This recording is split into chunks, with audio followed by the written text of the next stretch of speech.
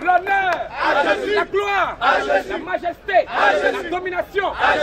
Tous ceux qui ne sont pas d'accord avec ce qui vient d'être dit, ne vous étonnez pas, vous êtes des païens. Parce que si vous étiez chrétien, au tréfonds de vos âmes, ce serait la joie, l'extase, l'allégresse et le bonheur. Mais si vous êtes attristé, c'est parce que vous n'avez pas le Saint-Esprit. Un chrétien, il a l'assurance de son salut. C'est une communauté dans laquelle on enseigne que le chrétien perd le salut. C'est une communauté de Satan. Le salut ne se perd pas. Mais croyez-vous que le salut c'est un téléphone ou c'est un pédou et qu'à tout point de rue, quelqu'un peut venir voler ça de ma poche? Qu'est-ce que le salut? C'est la grande question du jour. Tous les pasteurs de deux plateaux sont des voleurs. Ils envoient des gens pour nous combattre. Parce qu'ils savent ici que c'est ici on paye les plus fortes dîmes. Mais nous sommes venus mettre fin à leur marmaille, à leur folle. Ils dépouillent le peuple. Ce sont des maudits. Tous les mamans pasteurs, ce sont des prostituées. Qui les a envoyés? Qui les a autorisés à prêcher? Toutes les mamans prophétesses, ce sont des tizas. Si vous les voyez, envoyez-les chez vous, donnez-les à boire et à manger. Et ensuite, dans la chambre, position courbatoire.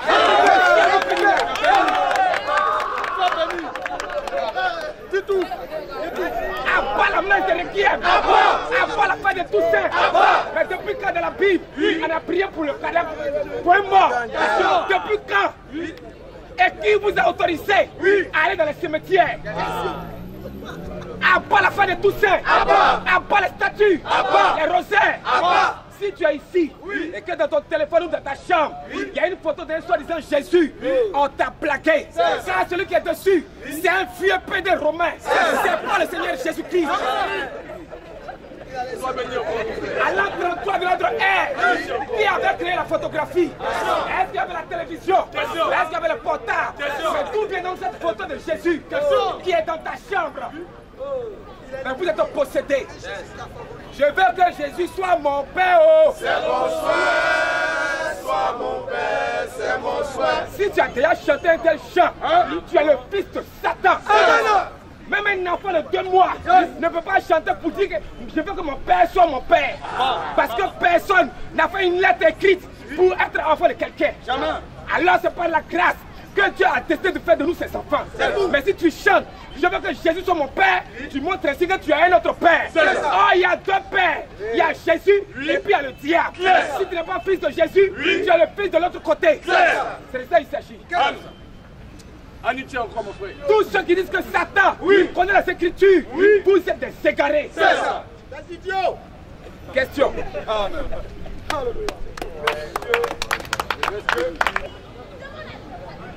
Madame Zokou, nous disons et nous insistons, une communauté dans laquelle on ne porte pas des chaussures pour aller prier, c'est une communauté de féticheurs. Parce que chez le féticheur, quand tu t'en vas, tu dois rentrer sans chaussures dans la case du féticheur. Maintenant tu viens encore à l'église et puis tu enlèves chaussures. C'est du fétichisme. Alors monsieur qui? Zokou. Monsieur Débouchard. Monsieur Débouchard. Très bon prénom. Oui, question. Excusez-moi, votre collègue a dit tout à l'heure que tous les rastas sont des drogués. Qui me demande comment se fait-il que tous les rastas sont des drogués. Or, il y a des personnes qui peuvent avoir cette coiffure parce qu'ils aiment ces genres de coiffure. Mais il dit tous les rastas sont des drogués. Donc il me demande pourquoi est-ce que tous les rastas sont des drogués. Ok. Voilà.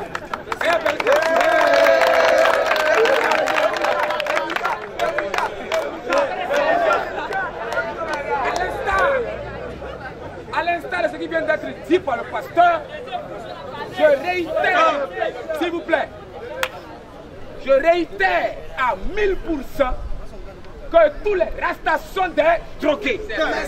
Alors maintenant, parce que le monsieur, quand il a posé sa question, il a fait une nuance que lui-même n'a pas saisie. Il dit, parce qu'il y a d'autres qui font cette coiffure, est-ce que monsieur, tu as fait un style de coiffure parce que tu aimes cette coiffure ou bien tu es rasta? Parce que pour que je te reproche le rastafarisme là, tu dois avouer que tu es rastafarisme. Parce que le rastafarisme c'est une religion. Laquelle religion déclare que Jésus-Christ serait revenu sous une autre forme appelée Haïlé Sélassié. Et qu'en tant que Falacha, puisque les enfants d'Israël, par Salomon et la reine de Séba, ont donné une descendance, et que de cette descendance est né ce qu'on appelle Haïlé Sélassié, qui serait la réincarnation de Jésus-Christ. Voilà les voyous que nous combattons. Et c'est eux qui ont donné cette doctrine qu'on appelle le vœu de Naziréa, et que dès qu'eux sont nés, ils doivent garder leurs cheveux. Et c'est eux qui enseignent que l'herbe est quelque chose qu'on doit fumer pour être dans les airs avec la divinité.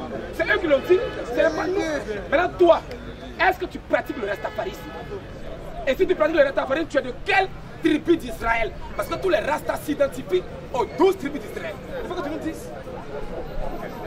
Moi, personnellement, oui, je ne suis pas un rastafariste. Alors, où est la question? Mais la coiffure de Rasta, moi j'aime ce genre de coiffure. Voilà. Monsieur, non, moi j'aime ce genre de coiffure. Ici, tu n'as pas une coiffure de Rasta, tu as fait des dreads. Non, calme-moi. Avant j'aimais, moi je faisais des Rasta. C'est pas tous ceux qui font les Rastas qui sont des drogués. Je t'explique. Voilà. À la Coupe du Monde de 2002, le Sénégal, ils avaient un joueur qu'on appelle Ferdinand Coly, qui avait des dreads. Parce qu'au Sénégal, il y a une ethnie qu'on appelle les Baïfan. Eux, ils laissent les cheveux. Ce n'est pas des Rastas. Parce qu'il y a plusieurs peuples aussi en Afrique qui laissent les cheveux, mais qui ne sont pas Rastas. Nous, on pas des Rastas. Parce que leur foi va s'apparenter au christianisme. C'est pourquoi nous, on les attaque. Sinon, nous, on ne dit pas, il ne faut pas garder tes cheveux. Si tu as gardé tes cheveux naturellement parce que tu as envie de faire plaisir, ou toi, te faire plaisir pour que les gens te voient et qu'ils soient contents, ça n'engage que toi. Mais aussi longtemps que tu gardes tes cheveux dans le but d'un soi-disant fait des Naziréa pour être agréé de la divinité, alors nous disons que tu es un plaisantin. Voilà. C'est ça que nous parlons. Maintenant, tu as gardé tes cheveux là. Est-ce que nous on t'a insulté? Est-ce que tu as donné ici tous ceux qui ont des coiffures droguées, ce sont des drogués? On dit tous les rastas, c'est des drogués. Mais si tu n'es pas rasta, pourquoi tu t'en plains? La deuxième question.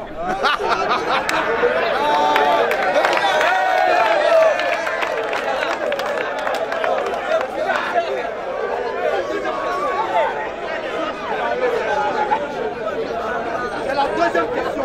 Oui. Je peux. C'est la deuxième question. La deuxième question. Oui. Est-ce que vous pouvez me montrer un passage de la Bible, oui, où c'est écrit, oui, insulter les gens ou insulter le prochain, c'est écrit dans la Bible, parce que moi je n'ai jamais vu ça. Maintenant, donne un exemple de qui a insulté quelqu'un ici. Non, parce qu'ils ont dit, votre collègue a dit ce sont des maudits.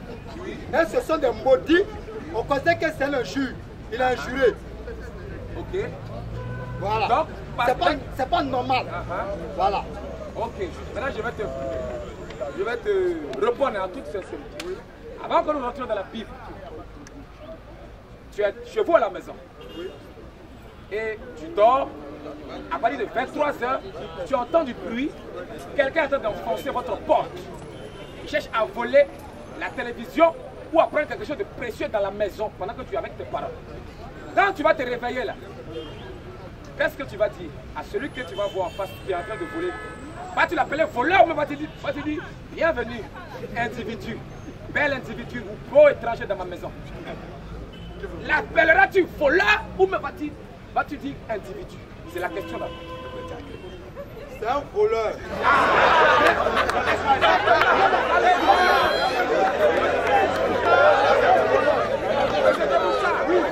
Nous allons y arriver. C'est un voleur, n'est-ce pas? C'est un voleur. Pourquoi? Parce qu'il est en conflit avec la loi. Puisque la loi de votre maison, vous avez fermé la porte, personne ne doit rentrer. L'individu est venu comme un mercenaire par la fenêtre ou par la porte, il a cassé, il est rentré. C'est la même chose, monsieur. Lorsque le Seigneur Jésus-Christ a laissé sa parole et qu'il a dit allez faire de toutes les nations des disciples, il a donné des règles strictes que nous devons prêcher. C'est ça. Dès l'instant que des hommes se fassent passer pour des hommes de Dieu, et que Jean 3, verset 34 dit quoi? Jean 3, 34. Oui. Car celui que Dieu a envoyé, dit les paroles de Dieu. Dit les paroles de qui? Dit les paroles de Dieu. Ça veut dire que les paroles de Dieu sont contenues dans la Bible. Maintenant, lorsqu'un pasteur s'en va et il dit, moi, je vous vends des cailloux à 20 000. Quiconque prend de ces cailloux et les met sous son oreiller, quand tu vas te réveiller le lendemain, tu auras une voiture. Est-ce qu'on peut me montrer ça dans les Écritures? Lequel des apôtres de Jésus a une fois vendu des cailloux? Lorsqu'un pasteur prend de l'eau dans un bidon de Awa ou de Olgan et qu'il vend la goutte ne serait-ce qu'à 5000 francs à un grand parterre d'individus et qu'il peut retirer d'une goutte qu'il a achetée, d'une bouteille de 500, il peut retirer 300 000 francs. Cet homme, comment veux-tu que nous l'appelions? N'est-ce pas là un marmailleur? N'est-ce pas là un braqueur, un voleur, un pilleur du peuple?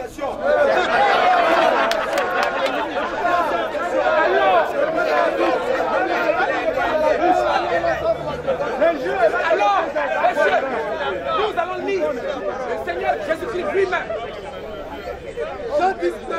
Jean 10, écoutons Jésus lui-même, parce que nous là, nous ne ferons rien de ce que les apôtres ou Jésus n'a pas fait. Parce que nous sommes des fils de parole. Nous devons être à l'image de celui qui nous envoie. La Bible dit quoi? En vérité, je vous le dis. C'est Jésus qui parle. En vérité, je vous le dis. Celui qui n'entre pas par la porte de la bergerie. Parce qu'il y a un modèle qui est donné. Le modèle des apôtres. Si ce modèle est donné que personne ne marche selon ce modèle, alors celui qui n'entre pas par la porte de la bergerie, celui qui ne marche pas selon la voie des apôtres, mais qui monte par ailleurs, mais qui marche selon ses propres desseins, avec une vision contraire, un agenda caché dans le dos, parce que voulant marmailler, voler le peuple, est un voleur, et un brigand. C'est Jésus lui-même qui parle. Jésus l'a dit encore. Jésus dit quoi encore? En vérité, je vous le dis. En vérité, je vous le dis. Je suis la porte des brebis. Moi, Jésus, je suis la porte des brebis. Tous ceux qui sont venus avant moi, sont des voleurs. Sont tous des voleurs. Et des brigands. Amen. Alors, le mot voleur, le mot brigand, le mot voyou, tous ces mots sont utilisés pour ceux qui ont enfreint la loi de Dieu. Maintenant, si toi, tu n'es pas dans ces choses, tu te plains de quoi? Est-ce que si on crie de cette foule, voleur, celui qui n'a pas volé, il est sirène? Mais si toi tu t'agites, c'est que quelque part tu te reproches quelque chose. N'est-ce pas? Oui. La troisième et la dernière question. Puisqu'il y a un monde. Troisième question. Ok, monsieur Teboucha, nous permettons la dernière question. Vous avez dit que celui qui a la photo de Jésus, la personne qui est sur l'image, c'est un vieux pédé romain. Un vieux pédé romain. Et nous insistons encore. Oui, c'est ça. Voilà. Nous allons répondre. S'il vous plaît. Le monsieur veut savoir pourquoi nous disons que celui qui est sur la photo est un vieux pédé romain. La photographie a été créée en quelle année? En 1820 par les frères Lumière. C'est eux qui sont à l'origine de la photographie et même de la télévision. Ça veut dire que bien avant ces choses, il n'y avait pas la photo. Il n'y avait pas les appareils pour immortaliser les choses. Maintenant, la photo quand ils sont là, ils ont pris ça quand? Puisque Jésus, selon les mêmes Romains, c'est sa naissance qui marque le début de l'ère chrétienne, donc de l'histoire moderne. Si Jésus est né à l'an 0, mais à l'an 0 là, qui a créé l'appareil photo? Qui l'a pris en photo? Voilà pourquoi nous disons que tous ceux que la photographie de Jésus, sur lesquels il y a un homme aux yeux bleus, avec un teint clair, qui a de longs cheveux, qui sait bientôt, ce monsieur c'est le fils de Satan. La Bible ne le reconnaît pas. Jamais. Parce que Jésus-Christ lui-même, quand il vivait, c'était un homme effacé. Tu ne pouvais pas le reconnaître parmi ses disciples. Mais cet homme-là, tu le vois à 10 000 km, tu le reconnais. Il est trop choco. Il est trop à l'aise, trop beau. Mannequin, quand il passe, les femmes tombent. Ce n'est pas Jésus. Parce que Jésus-Christ, qui est venu attirer les regards des hommes sur son message, ne peut pas avoir une allure aussi bling-bling. Parce que ce n'est pas l'objectif pour lequel il est venu. Un tel Jésus, nous, on ne le reconnaît pas. On est d'accord?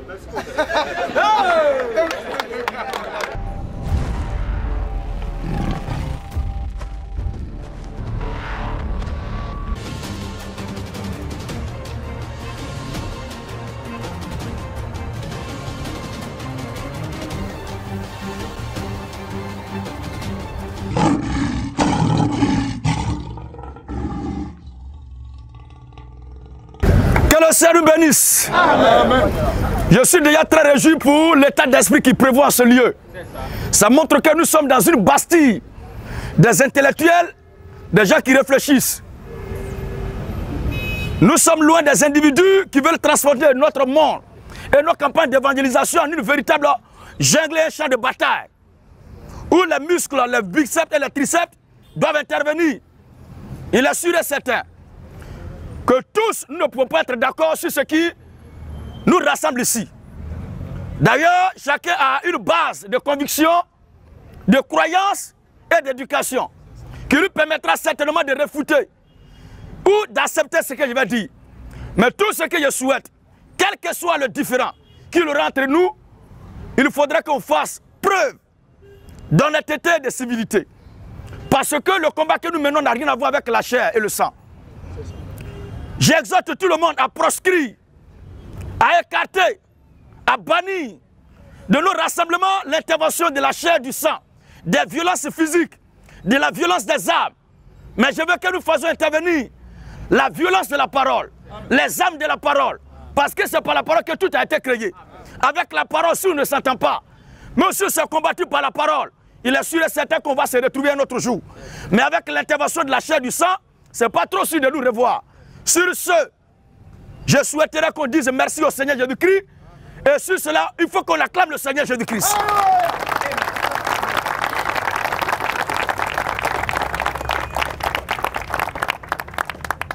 Certainement, certains vous ont raconté des choses sur ma personne, sur l'image du ministère, du message que je prêche.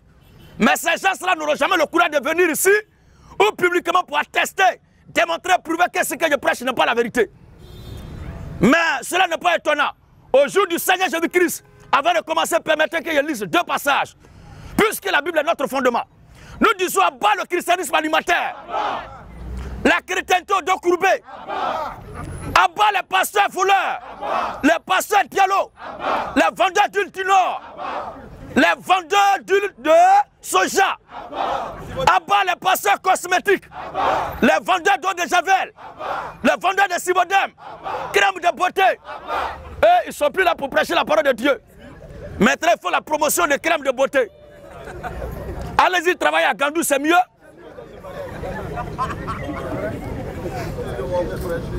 Il y a un faux prophète là, c'est pas pour faire de la récupération. Lui à qui les gens demandent l'habitude, papa faire quelque chose. Papa faire quelque chose. Il a mis une jeune fille sur jeune. Cette jeune sait que 2 jours, elle est morte. Maintenant, lui qui a l'habitude et le pouvoir de faire quelque chose, qu'est-ce qu'il fait maintenant pour cette dernière? Quand on vous dit que ces gens-là ne sont pas sérieux, ce sont des faux pasteurs, les gens pensent que nous, on insulte tout le monde. On n'insulte pas, nous disons ce qu'ils sont. Un homme qui ne dit pas ce que la Bible a dit, alors qu'il ne dit pas le nom de Dieu, c'est un imposteur, c'est un voleur. Abat les vendeurs de cailloux. Un homme qui ramasse ses cailloux dans son village et puis vient vendre, sous prétexte qu'il a oué ces cailloux-là. Toi, tu devais acheter là dans ton quartier, il n'y a pas de cailloux. Abat les vendeurs de Awadji. Et ils vendent de l'eau Awadji, la goutte est à 1000 francs. Souvent 10 000 francs. Ils vendent les pochettes et vous achetez ça. Mais quand nous venons vous dire la vérité, nous devenons votre ennemi. Mais regardez un autre encore, il a coupé la tête de son chantre. Est-ce que jusque-là, vous qui partez dans les églises, vous avez une fois vu l'un de vos pasteurs condamner ce tête-là? Honnêtement, dites-le. Est-ce qu'il y a un pasteur qui a fait une conférence pour condamner cette manière de faire? On coupe la tête d'un fidèle qui a fait jeûne et prière 2 jours, 3e jour. On coupe la tête de ce dernier. Et aucun pasteur, aucun monseigneur, aucun prêtre ne parle de ça. Pour eux, c'est normal. Parce que c'est comme ça, leur business prospère toujours. C'est sur le sang des pauvres fidèles qu'ils ont bâti leur empire financier.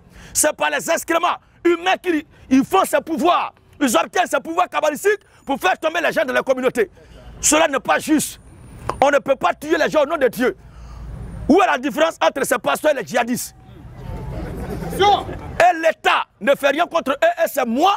Les gens excitent l'État à combattre. Mais l'État n'est pas votre belle famille. C'est ça. L'État qui est là, c'est pour tous les enfants du pays. Et même les étrangers aussi résidant en Côte d'Ivoire. L'État est là pour être le garant de tout le monde entier. Et chacun a le droit d'exprimer ce qu'il pense. Vous n'avez pas le droit d'ôter la vie aux gens sous couvert de la religion. Cela n'est pas juste. Et aucun ne pose plainte. Pour eux, c'est normal. Parce que s'il parle, c'est un homme de Dieu, on ne doit pas lui parler. Et c'est quand moi je dis qu'un homme peut avoir beaucoup de femmes, lui là, on doit le mettre en prison. La prison là, c'est ta chambre. Bâtard spirituel.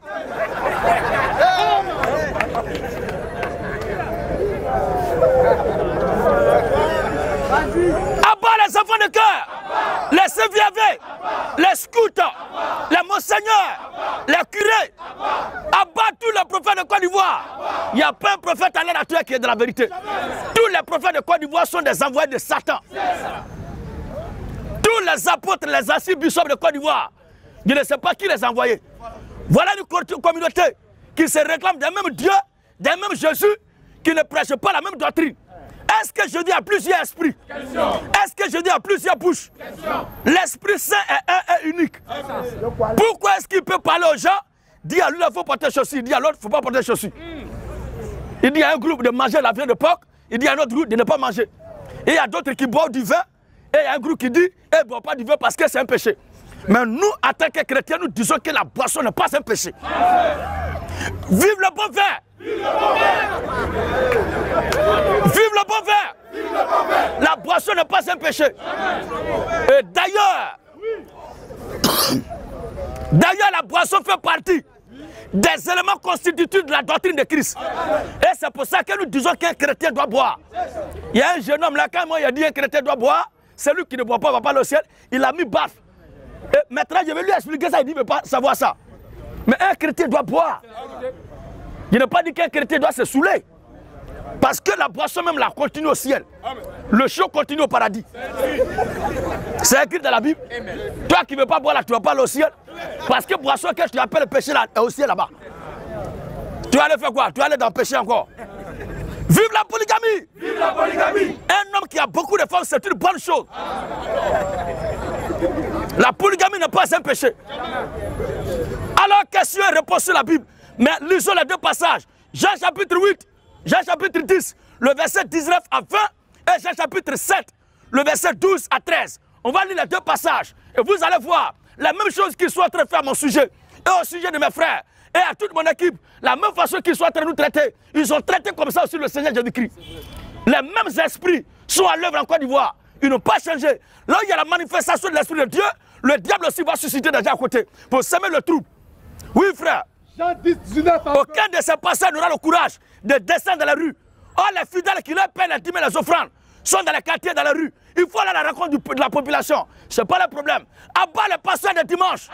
Ils attendent dimanche pour porter veste et costume. Pour aller prendre dîmes et offrandes. C'est une bande de voleurs. Abat les grillades de la chute. Alors, lisons. Il lutte à nouveau.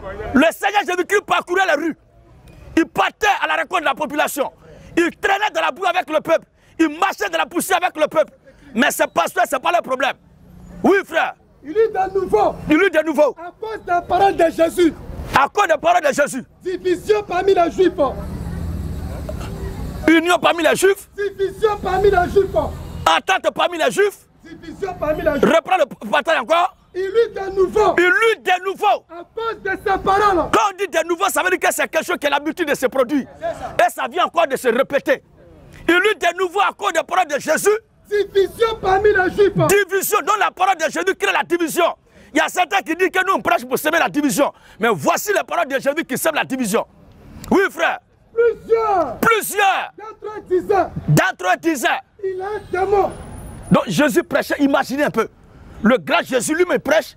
Et les gens disent il a un démon. Il est fou. Moi je suis qui? Pour ne pas qu'on m'insulte aussi. Pour ne pas qu'on me traite de tous les noms. Jésus lui-même a été traité comme ça. Et il a dit, si le bois vert est traité ainsi, quand sera alors le sort du bois sec? Oui, frère. Il est un démon. Il est un démon. Il est fou. Il est fou. Pourquoi? L'écoutez-vous. Donc ils interdisaient leurs fidèles à écouter le Seigneur Jésus. Alors qu'ils disent qu'ils vont à l'église, ils adorent Dieu. Ils sont des croyants. Mais ils empêchaient leurs fidèles d'aller écouter le Seigneur Jésus. Parce que pour eux, Jésus était un démon. Mais la Bible dit quoi? Mais d'autres disaient. Ce ne sont pas là les paroles d'un démoniaque. Ça veut dire qu'il y a deux groupes toujours. Qu'on le veut ou pas, la vérité va toujours enfanter deux réalités. Il y a un groupe qui sera contre et un autre groupe qui sera pour. Comme ce groupe d'individus qui est là et qui écoute religieusement. Oui, frère. Jean 7 maintenant. Jean 7, 12 à 13. Oui. Il y avait de la foule. Il y avait de la foule. Grande rumeur à son sujet. Grande rumeur au sujet de Jésus. Les uns disaient. C'est un homme de bien. Il y a un groupe qui dit que Jésus est un homme de bien. Oui. D'autres disaient. Non. Il égale la multitude. Donc, ça là, ne soyez pas surpris. Nous sommes déjà préparés à ça. Ne soyez pas surpris du fait que les gens contestent ce qu'on fait. Moi, je ne veux pas que vous vous basez sur on dit que je dis comme ça. On dit que Jésus a dit ça. On dit que Jésus est comme ça. Mais je veux que vous-même vous fassiez votre propre jugement. En venant au contact, en me posant la question sur ce que vous me reprochez. Pour que vous ayez votre propre opinion sur le travail, sur le message, sur la doctrine que je véhicule. Pour que vous soyez des témoins qui ont véhiculé et qui ont vécu la vérité expériencée. Alléluia. C'est ce que je vous demande de faire. C'est ça. Alors, question. Madame Johan Germaine. La femme de Johan.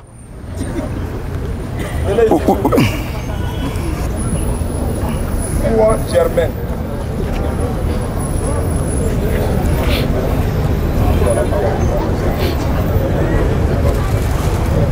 Moi, c'est pas une question. C'est la Bible sur votre chaîne. Je n'ai pas le temps de lire la Bible à travers vos paroles, vraiment. J'écoute un peu la Bible à travers vos évangélisations. Elle n'a pas le temps de lire la Bible, mais à travers l'évangélisation du pasteur Gédéon, J'écoute la parole de Dieu. elle écoute la parole de Dieu. Donc, je vais le féliciter pour qu'il fait une très bonne chose. Donc elle est venue le féliciter publiquement aujourd'hui. On acclame le Seigneur Jésus-Christ.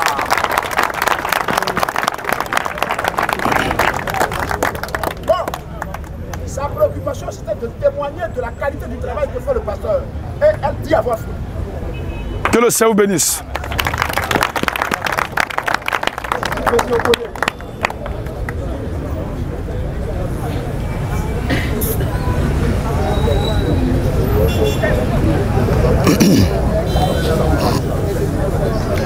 Notre combat est de rehausser et de relever l'image du christianisme ici en Afrique. Parce que depuis longtemps, quand on parle de l'Afrique, les gens voient la barbarie, la sauvagerie. Un groupe de malheureux, de misérables qui n'ont rien à dire et qui attendent parler de Dieu pour eux. Directement, c'est comment faire pour mettre fin à leurs problèmes. Et il y a entendu un pasteur qui a dit, lui ne peut pas comprendre que tu es chrétien, tu adores Dieu à qui appartient l'heure et l'argent et dans ton compte bancaire, il n'y a même pas 1 million. Ce dernier est un maudit. Mais le Seigneur Jésus-Christ avait combien dans son compte bancaire? Jésus-Christ n'est pas venu pour qu'on ait des milliards. Mais il est venu pour nous ouvrir les portes sur l'éternité. Déjà, chacun sait comment faire dans la société pour se défendre. Pour chercher à gagner son pain, à manger au quotidien. Job dit quoi? Job 5, 6 à 7. Écoutez ce passage. Le malheur. Dites à ce pasteur de malheur, à ce pasteur de malédiction, à cet escroc patenté, à cette bande de bandits spirituels qui disent que, étant chrétien, si tu n'as pas 1 million dans ton compte, c'est que tu es malheureux. C'est ce qui les pousse à aller faire des fétiches, à aller emprunter des voies détournées. Parce que si ton pasteur a dit que toi tu dis que tu es chrétien, et tu adores le Dieu à qui appartient l'argent, et puis tu n'as même pas 1 million dans ton compte, c'est que tu es maudit, là tu es traumatisé. C'est-à-dire que tous les voies et moyens sont autorisés pour avoir au moins 1 million dans ton compte. Cela n'est pas juste. Oui, frère. Job 5, 6 à 7. Est-ce qu'il a lu ce passage-là? Le malheur. Le malheur Ne sort pas de la poussière. ne sort pas de la poussière. Et la souffrance ne germe pas du sol. L'homme naît pour souffrir. Quoi?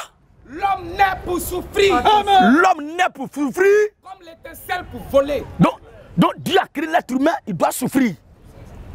Avant de parvenir à la gloire, il faut passer d'abord par l'humiliation. Avant de réussir, il faut accepter d'abord la souffrance. Mais eux, ils font de la prospérité, la bénédiction, une obligation, un impératif. Le chrétien n'est pas venu pour qu'on s'enrichisse. C'est la vérité que les gens ne vous disent pas. Et vous marchez toujours dans un christianisme incertain. Ce qui vous pousse le plus souvent à savoir si vous appartenez à Dieu. Parce que les conditions qu'il demande à remplir pour montrer que toi tu es un enfant de Dieu, vous ne répondez à aucun de ces critères. Mais cela n'est pas vrai. La richesse n'est pas preuve d'attestation qu'on appartient à Dieu. Jésus-Christ a vécu comme un pauvre. Les apôtres, combien d'entre eux avaient des richesses? Cela n'est pas juste. Et c'est l'objectif qu'ils se sont assignés. Et ils ont pris le peuple comme des instruments à exploiter. Au point que quand le pasteur n'a pas de voiture, que le fidèle a la voiture, le dimanche qui vient là, il y a prédication contre toi. Ton roi, le chef de ton peuple, il n'a pas de voiture, et toi tu as voiture. Il ne va pas dire ton nom, mais il va mettre son doigt sur toi. Tout le monde va regarder que c'est toi. Le pauvre est accablé dans sa conscience, il sera obligé de dire, Seigneur, c'est moi. Et il va donner sa clé. Ça, c'est de l'arnaque. À bas la brutalité spirituelle.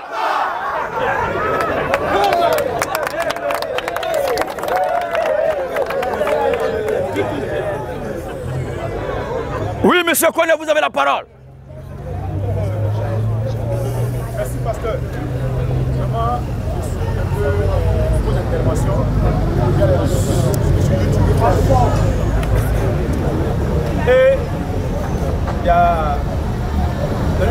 intervention, vous avez parlé de l'origine de l'humanité. Dans l'une de vos interventions, vous avez parlé de l'origine de l'humanité.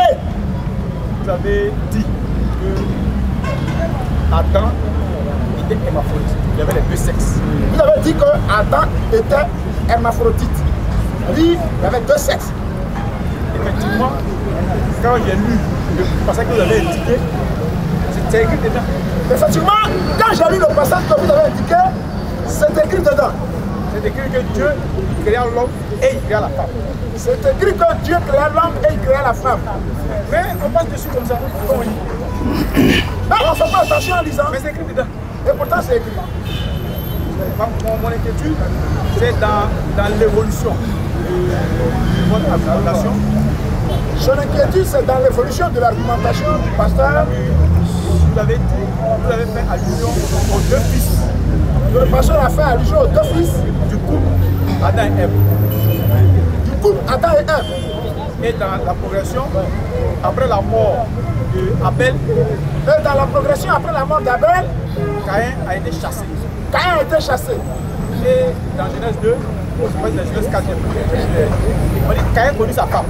Et dans Genèse, quelque part, il est écrit Caïn connut sa femme.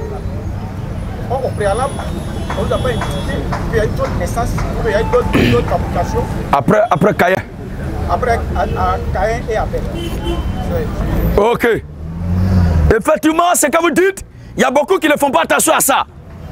Je les ai souvent entendus parler de l'existence d'une race ou bien d'un peuple qui a existé quelque part. Et c'est là-bas que Caïn allait prendre sa femme. Mais cela n'est pas vrai. C'est pas juste. Caïn a pris sa femme dans la descendance parmi les enfants de Adam. Caïn a marié sa demi-sœur. Ça dit, sa sœur, ils ont même père, ils ont même mère, mais n'ont pas le même père. Puisque Caïn est le fils direct, le produit fini de Satan, l'ancêtre de tous les pasteurs marmailleurs. Et lisons maintenant le passage. Genèse 5, 2 à 3. À l'époque, l'homme pouvait se marier avec sa propre sœur. Et c'est comme ça qu'Abraham a marié sa sœur. C'est comme ça aussi que Moïse, à sa naissance, ce sont les enfants d'une même famille qui se sont mariés. Et Moïse a dit, on va vous lire ce passage-là. Et plus tard, Dieu a mis fin à cette pratique de l'incexe. Ça se produisait, ça s'est passé auparavant. Oui, Genèse chapitre 5. Genèse 5, 2 à 3. Mais avant Genèse 5, quand Dieu a chassé Adam, où est-ce que Dieu l'a mis? Genèse 3, 24. Oui.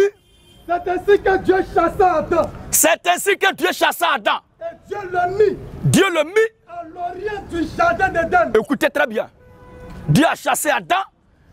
Quand il a chassé de sa présence, de sa gloire, de cette terre de béatitude qui est le jardin d'Éden, où il ne pouvait pas travailler et puis il avait tout à sa portée. Lorsque le péché est intervenu, Dieu l'a renvoyé de cet endroit-là. Et Dieu le mit. Dieu le mit à l'orient du jardin d'Éden. À l'orient du jardin d'Éden. Vous comprenez? Maintenant, quand Caïn a tué son frère Abel, tu sais très bien ça, cette histoire-là. Maintenant, quand Dieu a tué son frère Abel, plutôt Caïn a tué son frère Abel, qu'est-ce qui s'est passé? Genèse 4, 16. Oui. Puis Caïn. Puis Caïn. S'éloigna de la face de l'Éternel. S'éloigna de la face de l'Éternel. Et habita. Et habita. Dans la terre de Nod. Dans la terre de Nod. À l'orient d'Éden. C'est pas dans le même coin là. Seulement il a été chassé de la portion de terre qu'il cultivait. Là-bas où il a tué son frère là. C'est de là-bas qu'il a été chassé. Mais il est retourné là où ses parents sont. Vous comprenez? Et c'est là, il habitait là-bas. Plus tard, Adam et Ève ont eu des enfants.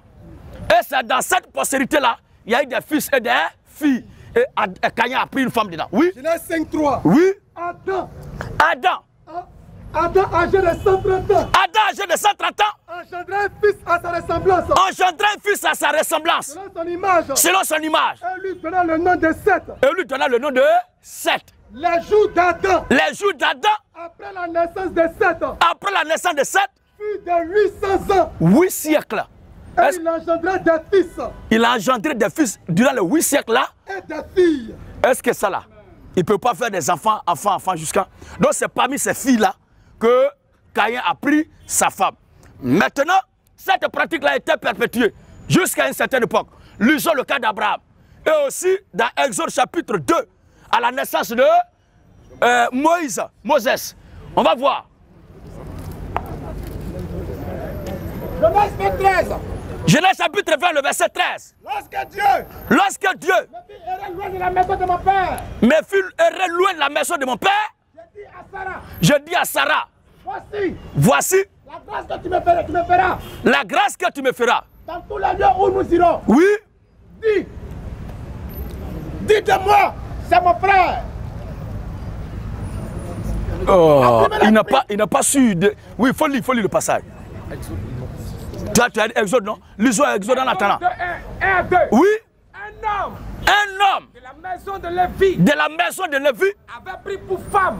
Écoutez bien. Un homme de la maison de Lévi avait pris pour femme. Une fille de Lévi. Une fille de Lévi. Cette femme devait enceinte. C'est elle qui a accouché l'enfant qui s'appelle Moïse.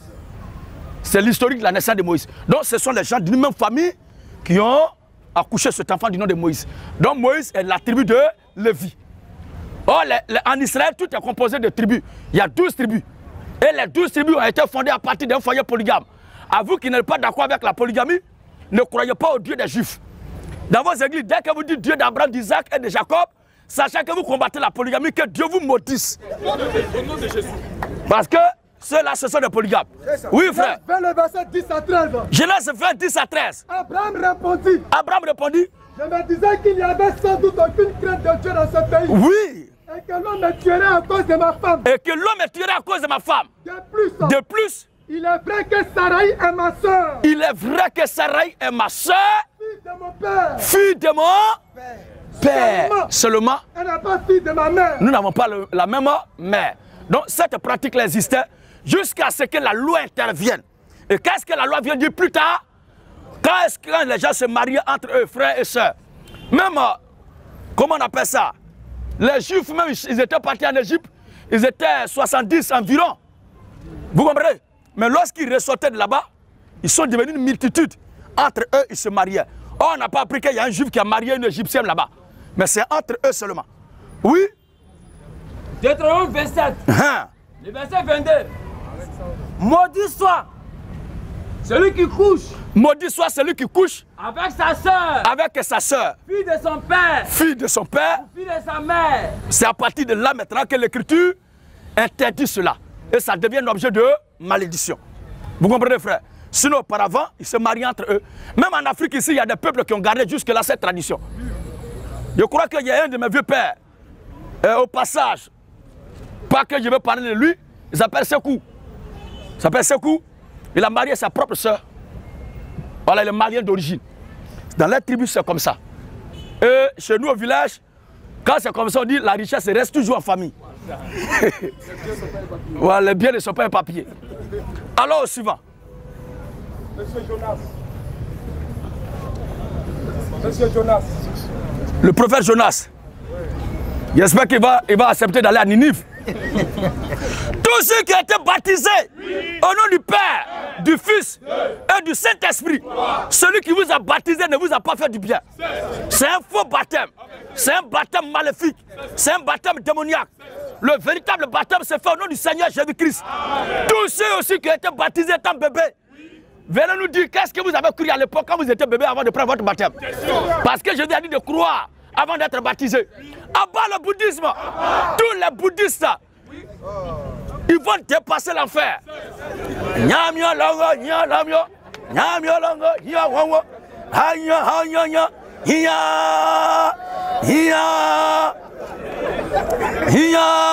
On dirait un buffle qui a été abattu. Abat le bouddhisme. Bouddha est mort, les vers ont rongé ses testicules. Il n'est rien devenu. Tous les bouddhistes qui meurent, ils vont au 47e sous-sol de l'enfer. Voici des gens qui disent qu'ils croient à la réincarnation. C'est-à-dire que tu as vécu dans un pays, si tu as bien fait que tu nais dans un autre pays, tu vas naître boss, ou bien enfant de président, ou bien enfant de boss. Si tu as mal fait aussi, tu nais dans un pays, tu vas naître cafard. Bon, demandez à vos leaders bouddhistes en Côte d'Ivoire. Ils étaient dans quel pays avant de renaître en Côte d'Ivoire? Des menteurs comme ça. Et ils disent, eux aussi, ils disent qu'ils sont adorateurs. Abat les Sekanka, Harish Krishna, témoins de Jéhovah. Tous les témoins de Jéhovah sont en retard. Vous avez besoin d'être actualisé. Le chrétien est témoin de Jésus-Christ. Alléluia. Alors, question. Bonsoir. Oui, bonsoir, frère. Je vous suis depuis longtemps et je suis vraiment épaté et je suis vraiment content de travailler pour vous abattre. Parce que, mine de rien, nous tous sommes ici présents, on appartient à des églises où on nous faisait croire d'autres choses. C'est vrai. Et vous avez apporté la lumière, c'est comme ça. Donc, je voudrais vous encourager pour ça. Merci beaucoup. Parce que nous, on se disait que quand on fait des choses, on est condamné, c'est fini. Mais lorsque vous venez, vous donnez encore des lieux d'espoir. On peut faire encore. Et vous dites, frère, moi je suis déjà baptisé. Mais je suis venu ici pour avoir des réponses. Et s'il y a eu des réponses, dimanche prochain, il y a plus que vous baptisez le dimanche, je serai baptisé chez vous. Amen. D'abord, on va commencer, vous avez parlé du baptême tout à l'heure, on va commencer par ça avant de continuer. Moi, j'ai été baptisé au nom du Père, du Fils et du Saint-Esprit. Maintenant, lorsque vous avez argumenté dans vos démonstrations, vous avez dit que ce n'est pas vrai. Et moi, en même temps, je lis, donc ce n'est pas vrai. Mais je voudrais savoir, ma première question, au nom de qui Jésus a été baptisé d'abord? Parce que cette écriture, baptisé au nom du Père, du Fils et du Saint-Esprit, c'est écrit, c'est dans la Bible. C'est vrai. Donc, je voudrais savoir en quel nom le Seigneur Jésus a été baptisé d'abord. Ok. Voyez très bien, le baptême que Jean-Baptiste a administré au Seigneur Jésus-Christ est un baptême symbolique. Lorsque le Seigneur Jésus-Christ s'opposait à ce baptême, et plutôt Jean-Baptiste s'opposait à ce baptême, Jésus a été clair. Jésus a dit, ne t'oppose pas à cela, car il est juste et convenable que nous accomplissions tout ce qui est juste.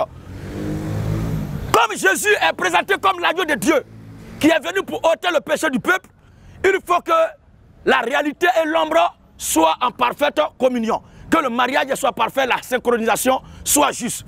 Dans l'Ancien Testament, lorsque l'animal de sacrifice devait être déposé sur l'autel, on prenait le temps d'abord de le laver.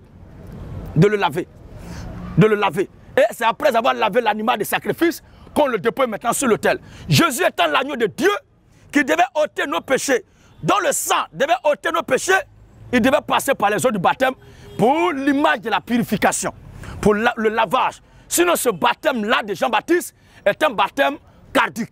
Ça a été juste introduit pour que le Seigneur Jésus-Christ entre en scène. C'est pourquoi tous ceux qui ont reçu le baptême de Jean, lorsque le Saint-Esprit est descendu, lorsque la véritable formule baptismale qui devait introduire les croyants en la présence de Dieu a été donnée, tous ont repris leur baptême systématiquement. Acte 19, le verset 1 à 5. 19 1 à 6. Oui. Pendant qu'Apollos était à Et aussi, pour être plus explicite, Jésus n'a pas été baptisé dans un nom. Lorsque Jésus a été baptisé, aucun nom n'a été prononcé sur lui. Amen. Puisque c'est lui-même à son nom que le baptême doit être fait. Donc Jean-Baptiste était en train de le faire passer dans les eaux pour montrer la préfiguration des réalités qui était le lavage de l'animal de sacrifice qui doit plus tard monter à la croix. Puisque là, il doit être sacrifié. Oui, frère. Acte 19 1 à 6. Oui. Pendant qu'Apollos était à Corinthe. Pendant qu'Apollos était à Corinthe, Paul, après avoir parcouru les hautes provinces de l'Asie, l'apôtre Paul, qui vient d'arriver, lui-même n'a pas vécu avec le Seigneur Jésus-Christ dans sa chair. L'apôtre Paul, il marchait encore contre l'Église. Il vivait encore dans le paganisme, dans le judaïsme, persécutant l'Église du Seigneur Jésus-Christ. Mais quand le Saint-Esprit l'a terrassé sur la route de Damas, dans Actes chapitre 9, 1 à 10, la Bible dit que Paul, sa vision des choses depuis ce jour a changé. Et c'est ce Paul-là, lorsqu'il fut converti, il va maintenant la conquête des nations, il va à la conquête des âmes pour prêcher l'évangile de Christ, pour annoncer la résurrection du Seigneur, pour prêcher le vrai baptême. Lorsqu'il a croisé ses disciples de Jean-Baptiste, regardez ce qui va se passer. Ayant rencontré quelques disciples, il leur a dit, avez-vous reçu le Saint-Esprit? Avez-vous reçu le Saint-Esprit? Quand vous avez cru. Quand vous avez cru. Il lui répondit. Il y a un comédien qui m'a imité là, moi j'ai ri, mon ventre me fait mal. Il s'appelle Hyacinthe. Il était dans ma famille. Il fait trop rire. Il la serviette à main et puis il dit et puis il suit son visage. Il donne un passage. Il dit non. Il ne se trompe jamais. Ça va. Vous voyez, au lieu d'écouter l'évangile pour croire, lui il prend ça pour s'amuser. Ok. Oui, frère. Ayant rencontré quelques disciples. Leur dit. Avez-vous reçu le Saint-Esprit quand vous avez cru? Avez-vous reçu le Saint-Esprit quand vous avez cru? Il lui répondit. Nous n'avons même pas entendu dire qu'il y a un Saint-Esprit. Vous voyez, voici des gens qui ont reçu le baptême de Jean. Ça veut dire que le baptême de Jean-Baptiste n'introduisait pas la vie éternelle. Le baptême de Jean-Baptiste n'introduisait pas l'éternité dans les gens. Le véritable jour où l'éternité devait être communiquée aux mortels sur la terre, c'est quand Jésus lui-même est mort, ressuscité d'entre les morts. Il est monté dans la gloire et est redescendu sous l'effusion du Saint-Esprit. C'est à partir de ce moment-là que la vie éternelle a commencé à habiter les mortels sur la terre. Sinon, avant cette date-là, tout ce que Jean-Baptiste a fait ne pouvait pas sauver. Cependant, ceux qui sont morts avec le baptême de Jean-Baptiste, ils sont sauvés. Parce que c'est la vérité de Dieu qui a été prêchée en leur temps. Mais ceux qui étaient vivants, quand Jésus est venu avec maintenant la lumière, la clarté des choses, étaient obligés de quitter totalement ce que Jean-Baptiste a fait pour revenir à la lumière de Christ. Parce que Jean-Baptiste est en quelque sorte le maître de cérémonie pour présenter le Seigneur Jésus. Oui, frère. Paul dit. De quel baptême avez-vous donc été baptisé? De quel baptême avez-vous donc été baptisé? Il répondit. On a reçu le baptême de Jean-Baptiste. Alors Paul dit. Paul a dit. Jean baptisé du baptême de repentance. Jean baptisé du baptême de repentance. Disant au peuple de croire. Disant au peuple de croire. En celui qui venait après lui. C'est-à-dire en Jésus. C'est-à-dire en Jésus. Donc Jean-Baptiste lui-même, le fondement de son message, l'espoir sur lequel est fondé son message, c'est le Seigneur Jésus-Christ. Donc Jésus-Christ étant là, Jean-Baptiste devait disparaître avec tout ce qu'il a fait. Oui. Sur ces paroles, ces gens-là qui avaient reçu le baptême de Jean-Baptiste, il fut baptisé au nom du Seigneur Jésus. Voilà. Au nom du Seigneur Jésus. Donc tous ceux qui ont reçu le baptême de Jean-Baptiste, quand l'évangile a été prêché par les apôtres, après le départ du Seigneur, et que la vraie formule baptismale fut donnée, ils ont tous accepté de prendre leur baptême véritable, authentique, au nom du Seigneur Jésus-Christ. Et c'est la même chose que je demande à tous ceux qui ont reçu le baptême au nom du Père, Fils et Saint-Esprit, qui ont été baptisés bébés, tous ceux qui ont été baptisés dans les baptistères, dans les piscines, dans les toboggans, vous êtes mouillés cadeau comme le Père Godieu dans le café baoulé. Vous n'êtes pas encore baptisés. Il y avait un type là, on l'a plongé dans le toboggan, et puis il est debout comme ça. On dit, viens le prendre ce baptême, et puis il est fier. Cher ami, tu n'as pas encore été baptisé. Tu as été mouillé comme un poulet de grippe aviaire. Le vrai baptême se fait dans l'eau naturelle. Au nom du Seigneur Jésus-Christ. Il y avait assez de piscines en Israël. Il y avait assez de baptisés en Israël. Mais le Seigneur, ni Jean-Baptiste, ni les apôtres n'ont baptisé dans ce baptistère-là. Mais soit le baptisé dans les eaux naturelles. Dieu siège dans ce qui est naturel. Les artificiels là, ça c'est pour les circonstances passagères. Mais ce qui demeure pour la vie de Dieu, c'est ce qui est naturel. Alléluia. Lisez un passage qui montre qu'il y a piscine dans la Bible. Il ne faut pas que les gens pensent qu'on est en train de vanter quelque chose. Acte 5, 2 à 3. Acte 5, 2 à 3. Oh, à Jérusalem. Oh, à Jérusalem. Près de la porte des brebis. Près de la porte des brebis. Il y avait une piscine. Il y avait une piscine. Qui s'appelle en hébreu. Qui s'appelle en hébreu. Bethesda. Donc il y avait la piscine. Mais les apôtres n'ont pas baptisé là-bas. Ils partaient baptiser toujours en brousse. Dans l'eau naturelle. C'est bon, frère. Alors voici la réponse à la première question.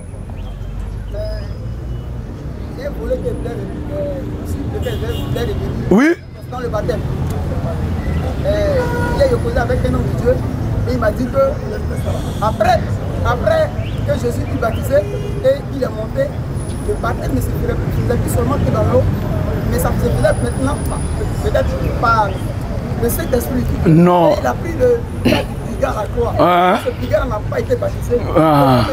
Jésus peut lui promettre qu'il sera au paradis avec lui. C'est un pasteur qui souffre d'une chronique constipation spirituelle. Il n'a rien compris de l'ordre chronologique. S'il vous plaît les gars, ce pasteur n'a rien compris de l'ordre chronologique, des déroulements, des faits et historiques bibliques. Regardez très bien. C'est après la résurrection du Seigneur Jésus qu'il a donné l'ordre à ses disciples d'aller baptiser. Vous voyez bien, je mets ici le baptême de Jésus. Je mets ici la croix. Je mets ici l'autre des missions d'aller baptiser. Vous comprenez? C'est ici Jésus a été baptisé par Jean-Baptiste et il a commencé son ministère. Arrivé ici, il a été crucifié. C'est à la croix là que lui et le brigand ont échangé. Vous comprenez? Pour le cas du brigand, c'est un salut circonstanciel. Parce qu'il ne peut plus descendre, il a été déjà condamné à mort. On ne peut plus rien faire pour lui. Le Seigneur l'a sauvé de façon par prédestination. Lui l'a sauvé. Mais après la mort de Jésus, Jésus a été enterré. C'est après sa résurrection qu'il a donné l'ordre à ses 11 disciples d'aller prêcher l'évangile à toutes les nations. C'est là qu'il a l'ordre de mission d'aller baptiser. Donc ce que ce pasteur a dit là n'a rien à voir. C'est un faux type. Je suis surpris que toi qui es déjà éveillé, qui as suivi tout ce qu'on dit là, tu puisses avoir dans la bouche que ce dernier c'est un homme de Dieu. C'est un faux type. Il faut lui dire simplement qu'il n'est pas un homme de Dieu. Ma deuxième question c'est la suivante. Lors de la première prestation à Las Palmas, le pasteur disait que si un chrétien finit de boire, il rentre dans un cabaret, il faut s'habiller, il boit bien, il sort, il revient encore, il n'est pas satisfait bien, il commande encore, il boit et il demande tout. Après ça, il va avec elle à l'hôtel, il meurt, il va au paradis et la tout va en enfer.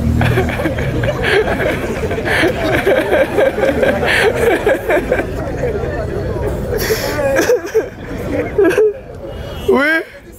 Oui.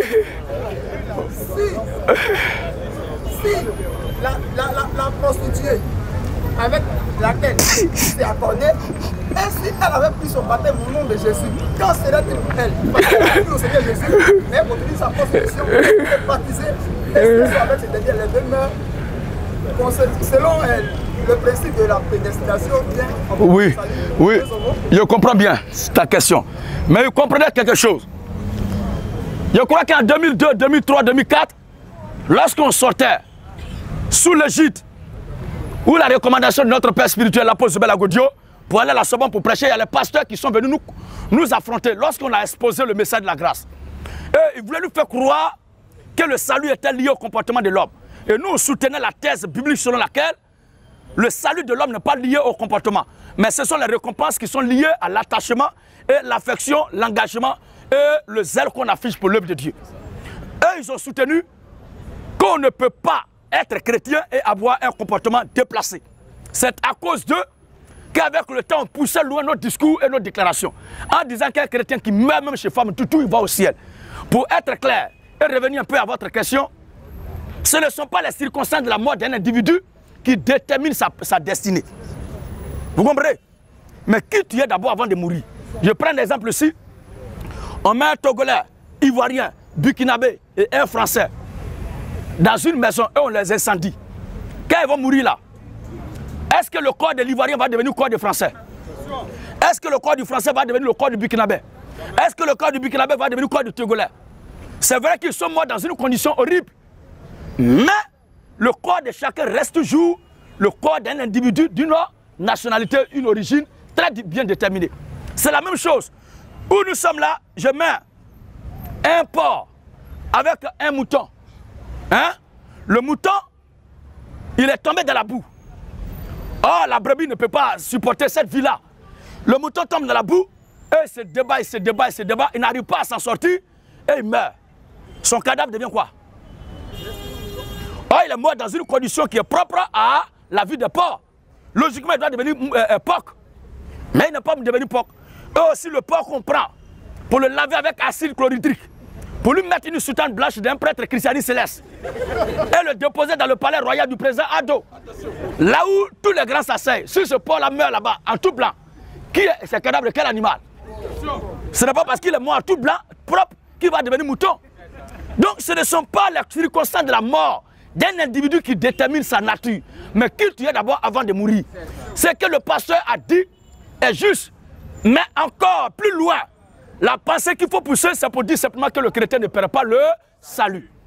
Cela ne veut pas dire qu'un chrétien doit aller chez Femme Toutou, qu'un chrétien doit aller boire, être saoulé chaque jour. Moi-même, je ne bois pas. Ça peut étonner certains. Je ne prends pas l'alcool pas parce que c'est un péché, mais ça ne va pas avec mon organisme. Alors, comme l'alcool ne va pas avec mon organisme, je vais dire aux gens maintenant, celui qui boit, c'est un péché. C'est faux. Tandis que moi, quand je bois, ça me fait du mal.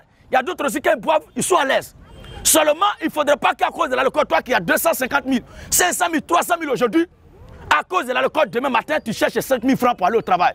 Ça, ce n'est pas l'alcool qui est bête, mais c'est toi-même qui n'est pas conscient. Amen. Alléluia. Amen. Alors la prostituée, si elle a cru en Christ et qu'elle est baptisée au nom du Seigneur Jésus-Christ, mais elle est sauvée. Elle est sauvée. C'est pas parce qu'elle est morte prostituée ou elle est morte qu'elle va aller en enfer. Non. Depuis que Jésus est mort à la croix, c'est ce que nous ne cessons de dire. Depuis que Jésus est mort à la croix, personne n'ira en enfer parce qu'il s'est mal comporté, parce qu'il s'est fâché contre son semblable. Mais ceux qui vont aller en enfer iront en enfer parce qu'ils n'ont pas cru en Christ. Maintenant, ceux qui croient en Christ, Christ étant l'espoir, le fondement, le socle de leur foi, si Christ habite en eux, c'est lui maintenant en tant que bon berger qui se chargera d'enlever les vices qui sont en nous, qui ne lui sont pas agréables. Voici ce que nous disons. Mais il y a les gens qui disent, si tu n'arrêtes pas de boire, tu n'arrêtes pas de fumer, tu n'arrêtes pas de te mettre en palabre, tu n'arrêtes pas de voler, tu ne peux pas aller au paradis. Ce n'est pas vrai. Il faut venir à Christ tel que tu es. Matthieu chapitre 11, le verset 27. Matthieu 11, 28. Matthieu chapitre 11, le verset 28. Venez à moi.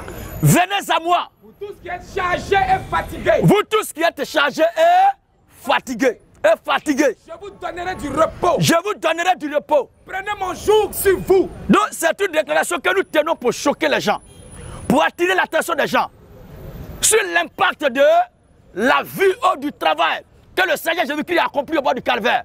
Parce que jusque-là, les gens ont lié notre entrée au ciel sur, ils ont lié cela à notre comportement, à notre conduite. Et c'est ça que nous voulons tout faire pour faire passer, comprendre aux gens que cela n'est pas juste. Nous n'irons pas au ciel sur la base de notre comportement, mais nous serons sauvés sur la base de notre foi en Christ. Venez à moi. Vous tous qui êtes chargés. Vous tous qui êtes chargés. Et fatigués. Il n'est pas dit déchargez-vous. Et je vous donnerai du repos. Donc c'est lui qui se charge de nous décharger, de nous donner du repos. Vous comprenez? Même le Seigneur Jésus lui-même, il partait dans les cabarets pour boire. Lisons Jean chapitre 7.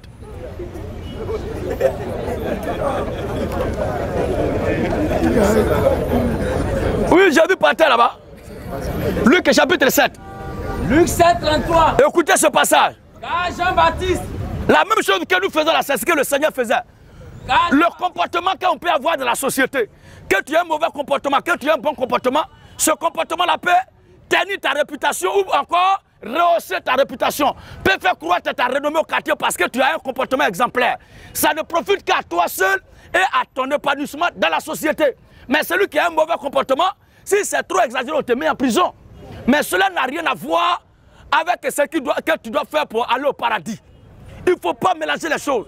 Oui, frère. Car Jean-Baptiste est venu. Ne mangeant pas de pain. Ne mangeant pas de pain. Ne buvant pas de vin. Ne buvant pas de vin. Et vous dites. Jean-Baptiste est venu dire, ah, les gens là sont compliqués. Quand tu manges, tu bois, tu manges la nourriture que les gens préparent, tu bois, lui veut dire, oh, lui là, il a bu, c'est pourquoi il est en train de parler. Alors que ce que tu dis est vrai. Donc, qu'est-ce qu'il faut faire? Jésus est venu aussi. Le Fils de l'homme est venu. Donc Jean-Baptiste n'a pas mangé, n'a pas bu du vin. Maintenant, Jésus lui-même est venu. Le Fils de l'homme est venu. Oui. Mangeant. Et buvant. Et vous dites. C'est un mangeur. C'est un mangeur. Et un buveur. Et le comble. Un ami des publicains. Un ami des publicains. Les gens qui s'asseyent dans les cabarets, dans les endroits bizarres. Oui. Et des gens de mauvaise vie. Et des gens de mauvaise vie. Vous voyez, ça veut dire qu'il les fréquentait. Si moi, je ne vais pas à la rencontre de celui qui boit, de celui qui fume la drogue, de celui qui vole, et qu'il reste à dire ça pour dire que tu es condamné, est-ce que ce dernier-là peut avoir le courage d'écouter la parole du Seigneur? Tel qu'il est là, il vient d'abord.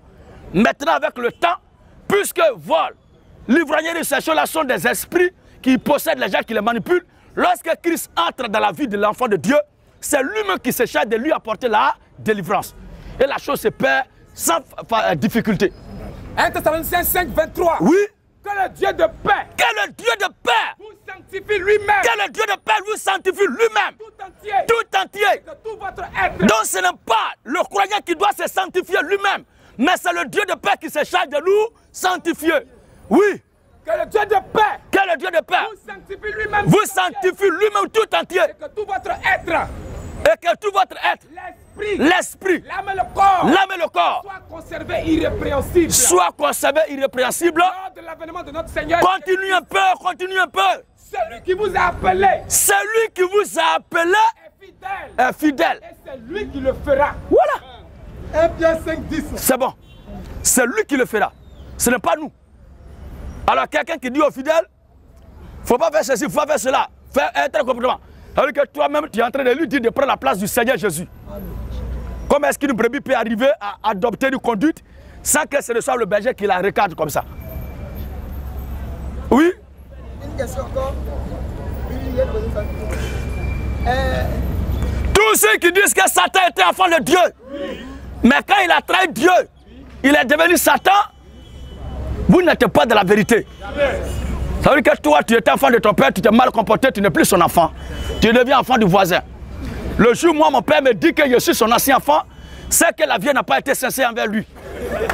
Ça, honnêtement. Mais cela n'est pas juste. On ne peut jamais parler d'ancien enfant. Soit tu es son enfant, ou bien tu n'es pas son enfant. Satan n'a jamais été enfant de Dieu, mais il a été créature de Dieu. Et il a été créé pour faire le mal. Oui? C'est par rapport à la polygamie. Et c'est ça. C'est certainement cette question-là qui me tourmentait. Oui? Qui m'empêchait de faire le baptême.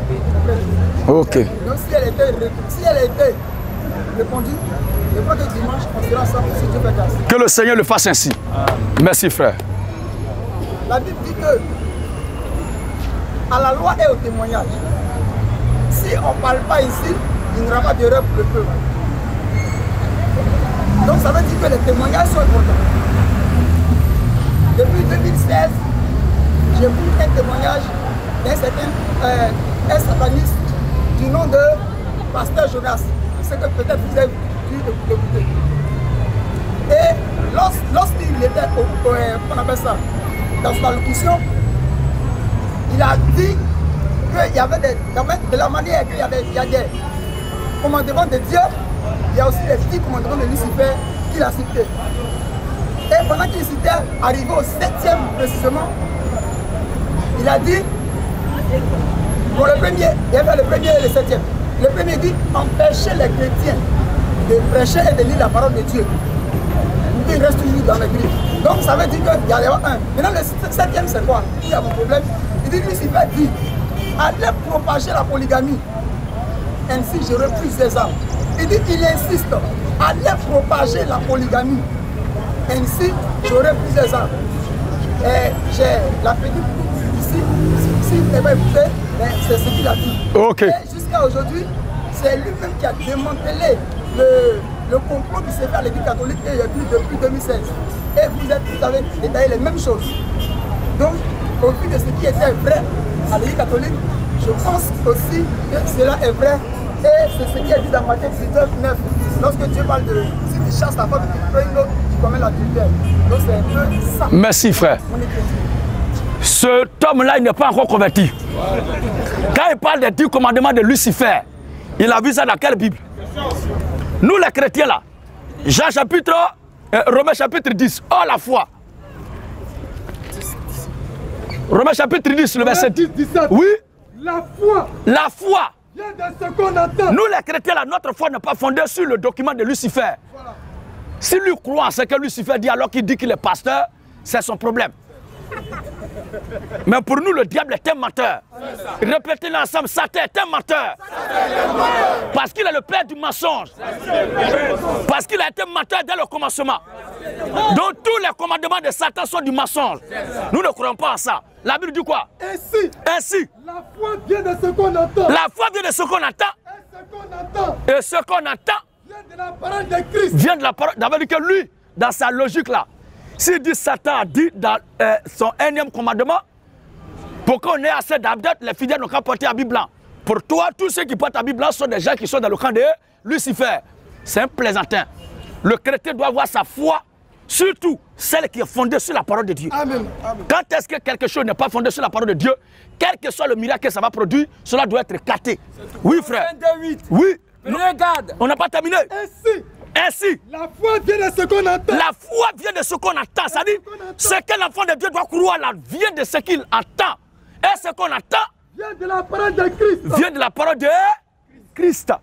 C'est pourquoi Colossiens 2 dit quoi? Prenez garde. Prenez garde. Que personne ne fasse de vous sa proie. Que personne ne fasse de vous sa proie. Par la philosophie. 2 Jean chapitre 1, le verset 8 à 10. Amen. Par la philosophie. Et par une vaine tromperie. Par la philosophie et par une vaine tromperie. S'appuyant sur la tradition des hommes. S'appuyant sur les 10 commandements de Lucifer.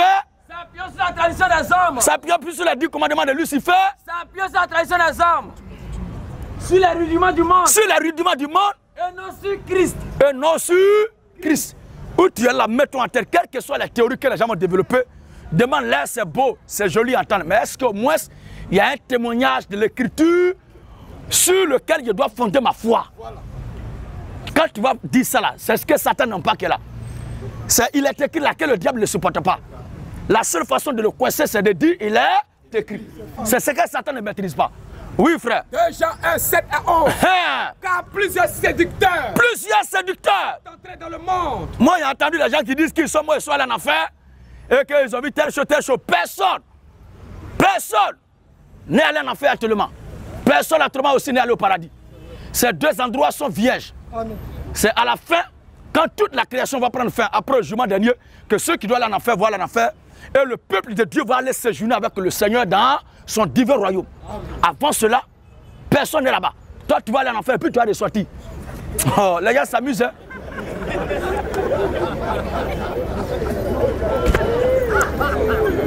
Les gars s'amusent, hein? Même dans lisons un peu, attendez, lisons Luc chapitre 16. Il y a un gars qui a demandé la permission, il dit, ah, Père Abraham, envoie quelqu'un au village là-bas pour aller parler. Abraham dit, non, les prophètes sont là-bas. On ne vient pas ici là pour retourner. Oui. 16, 24. Et le riche s'écria. Le riche s'écria. Père Abraham. Père Abraham. Aie pitié de moi. Aie pitié de moi. Et envoie Lazare. Et envoie Lazare. Qui trempe le bout de son doigt dans l'eau. Pour qu'il trempe le bout de son doigt dans l'eau. Et me rafraîchisse la langue. Et me rafraîchisse la langue. Car je souffre cruellement. Où je suis ici là, je souffre cruellement dans cette flamme. C'est dans ça là, quelqu'un va être. Il va quitter là-bas, revenir sur terre, puis il ne va pas croire en l'évangile. Et il y a un prophète de malheur, un faux type là. Lui dit, le prophète de quoi la crie de 3h du matin, mais 4h là. Hein? Lui il dit que ceux qui ne croient pas en l'évangile de la vivant quand ils meurent, et puis ils vont au séjour des morts où le feu est en train de les brûler là-bas. Les prophètes qui leur ont prêché, puis ils ont refusé là. Ces prophètes là, après là, moi aussi, vont là-bas pour leur prêcher. Et ces gens-là, malgré le tourment, ils refusent de croire. C'est-à-dire, il est la star des faux prophètes. Le meilleur des faux prophètes, c'est lui. Quand on dit best of. Oui. 2 Jean 1, 7 à 11. Oui. Car plusieurs séducteurs. Plusieurs séducteurs. Sont entrés dans le monde. Sont entrés dans le monde. Qui ne confessent point que Jésus est venu en chair. Il n'est pas chair, il est esprit. C'est pourquoi nous disons que Jésus-Christ est le grand Dieu des cieux manifesté en chair. Amen. Il a existé en tant qu'esprit. Et il a prié encore maintenant pour venir sur terre. Et c'est ça que beaucoup ne croient pas, ils ne veulent pas accepter. C'est parce qu'ils sont nés pour aller en enfer. Sinon, ceux qui sont nés de Dieu et qui sont nés pour hériter la vie de Dieu comprendront que Jésus a existé en tant qu'esprit avant de devenir chair. Oui, frère. Quiconque va plus loin. Quiconque va plus loin. Ne demeure pas dans la doctrine de Christ. Quiconque va plus loin et ne demeure pas dans la doctrine de Christ. N'a point Dieu. Donc ce sataniste-là n'a point Dieu. On n'a pas encore vu ce qu'il a dit là dans la doctrine de Christ. C'est un menteur, ne le croyez pas. Lui-même a été suscité par Satan pour augmenter encore, gonfler le nom de ses adeptes. Et il dit les S est satanique. Ok. Merci beaucoup. Ok. Oui, monsieur Yannick. Merci à tout le monde.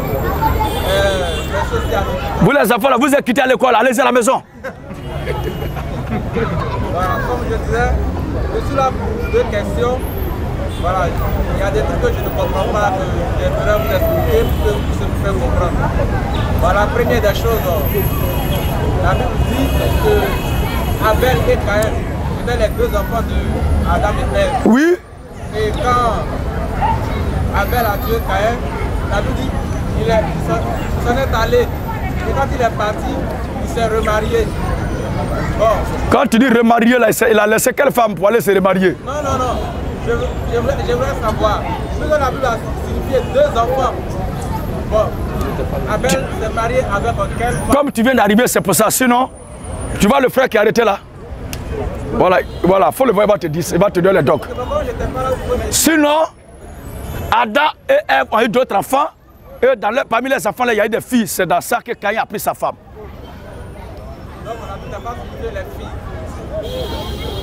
filles. Genèse 5. Je ne sais pas pourquoi la majorité des lecteurs bibliques n'arrivent pas à comprendre que après Caïn et Abel, là, Adam et Ève ont eu beaucoup d'enfants. Où il y a les femmes dedans. Je ne sais pas pourquoi les gens ne font pas attention à ça. Genèse 5, 3. Oui. Adam âgé de 130 ans. Adam âgé de 130 ans. Engendrait un fils à sa ressemblance. Engendrait un fils à sa ressemblance. Et lui donna le nom de Seth. Donc après Seth. Le jour d'Adam, après la naissance de Seth. Après la naissance de Seth, le jour d'Adam fut de 800 ans. 800 ans, 8 siècles. Ce n'est pas du jeu. Et il engendra des fils. Ce n'est pas comme nous aujourd'hui, une bande de Morédiens, on ne fait même pas 60 ans. Oui. Et il engendra des fils. Et il engendra des fils. Et des filles. Et des filles. C'est dans ça que Caïn a pris sa femme. Sinon, il n'est pas allé prendre une babouin ou bien, je ne sais pas, une guénon quelque part là-bas. Non. Et la deuxième, j'ai entendu des personnes, bon, c'était un débat et il y a des personnes, bon, comme des pasteurs ou quoi, qui soutenaient que dans le jardin d'Éden, ce n'était pas la pomme, c'était pas l'arbre que Dieu avait défendu à l'homme physiquement, ce qu'on pouvait voir à l'œil nu, mais de façon spirituelle, il voulait dire à Adam et Ève de ne pas faire la sexualité et que ces derniers avaient pratiqué la sexualité, ce qui a fait que les yeux des œufs se sont ouverts. Et aujourd'hui, cela se matérialise sur nos jeunes sœurs. Une fois, après avoir goûté le sexe, ne respectent plus. Et les garçons même, eux aussi, ils n'est pas dedans. Voilà. Pourquoi ce sont les femmes que tu viens incriminer? Donc, ils prennent cela pour justifier. Il y a les garçons qui sont polis quand ils connaissent l'affaire des femmes. Voilà. Donc, pourquoi tu viens accuser les femmes seulement? j'aimerais que vous m'expliquiez cela. Comme vous êtes là. Bon ben, cette question-là, je ne sais pas en quoi est-ce que ça va te donner le salut. Hein. Toi, tu n'es pas en Éden. Où tu es là aujourd'hui là? Ce que la Bible te demande de croire, c'est de croire en Jésus-Christ. Pour que tu sois sauvé. Sinon, ce qu'Adam et Ève vont faire en Éden là, ça concerne leur temps. Ça ne nous concerne pas. On ne sait même pas où le jardin d'Éden là se trouve. Ce qui nous fatigue souvent, on aime chercher les choses qui ne nous concernent pas. Quand il s'agit de parler de ce qui nous concerne, on prend distance. Adam et Ève, ce qu'ils ont fait là, ça te regarde où?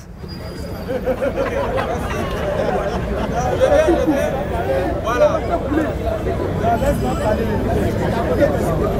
Tu vois un peu, frère? Nous sommes en train d'évangéliser là. C'est pour que les gens qui sont égarés par les églises, on leur dit là-bas, voici telle chose que vous devez faire pour être sauvés.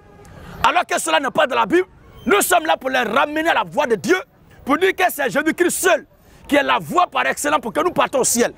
Et c'est lui seul qu'il faut croire pour être sauvé. Maintenant, ce qu'Adam et Ève vont faire là-bas, le jour où on va arriver au jugement dernier, Dieu va s'occuper de leur cas. Toi où tu es là, la chose sur laquelle tu vas se baser pour te juger, lisons Actes chapitre 13, le verset 18 à 19 et Actes chapitre 13, Acte 3, 18 à 19 et Acte 13, 37 à 39. On va lire les deux passages. Où nous sommes là, Dieu ne se basera pas sur ce qui s'est passé en Éden pour nous juger.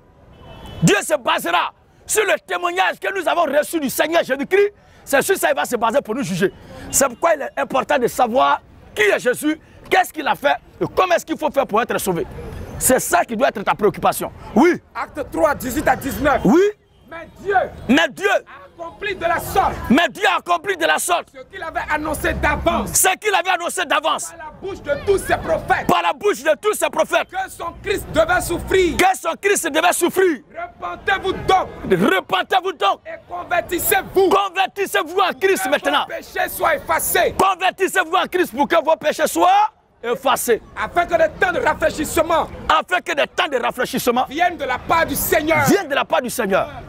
Sinon, affaire d'Éden là, ça ne nous amène pas. C'est comme où nous sommes là, on va faire débat sur l'affaire des bateaux de Noé. Bon, si on ne s'entend pas, ou bien on s'est entendu sur le bateau, on va le monter dedans aujourd'hui. Ah.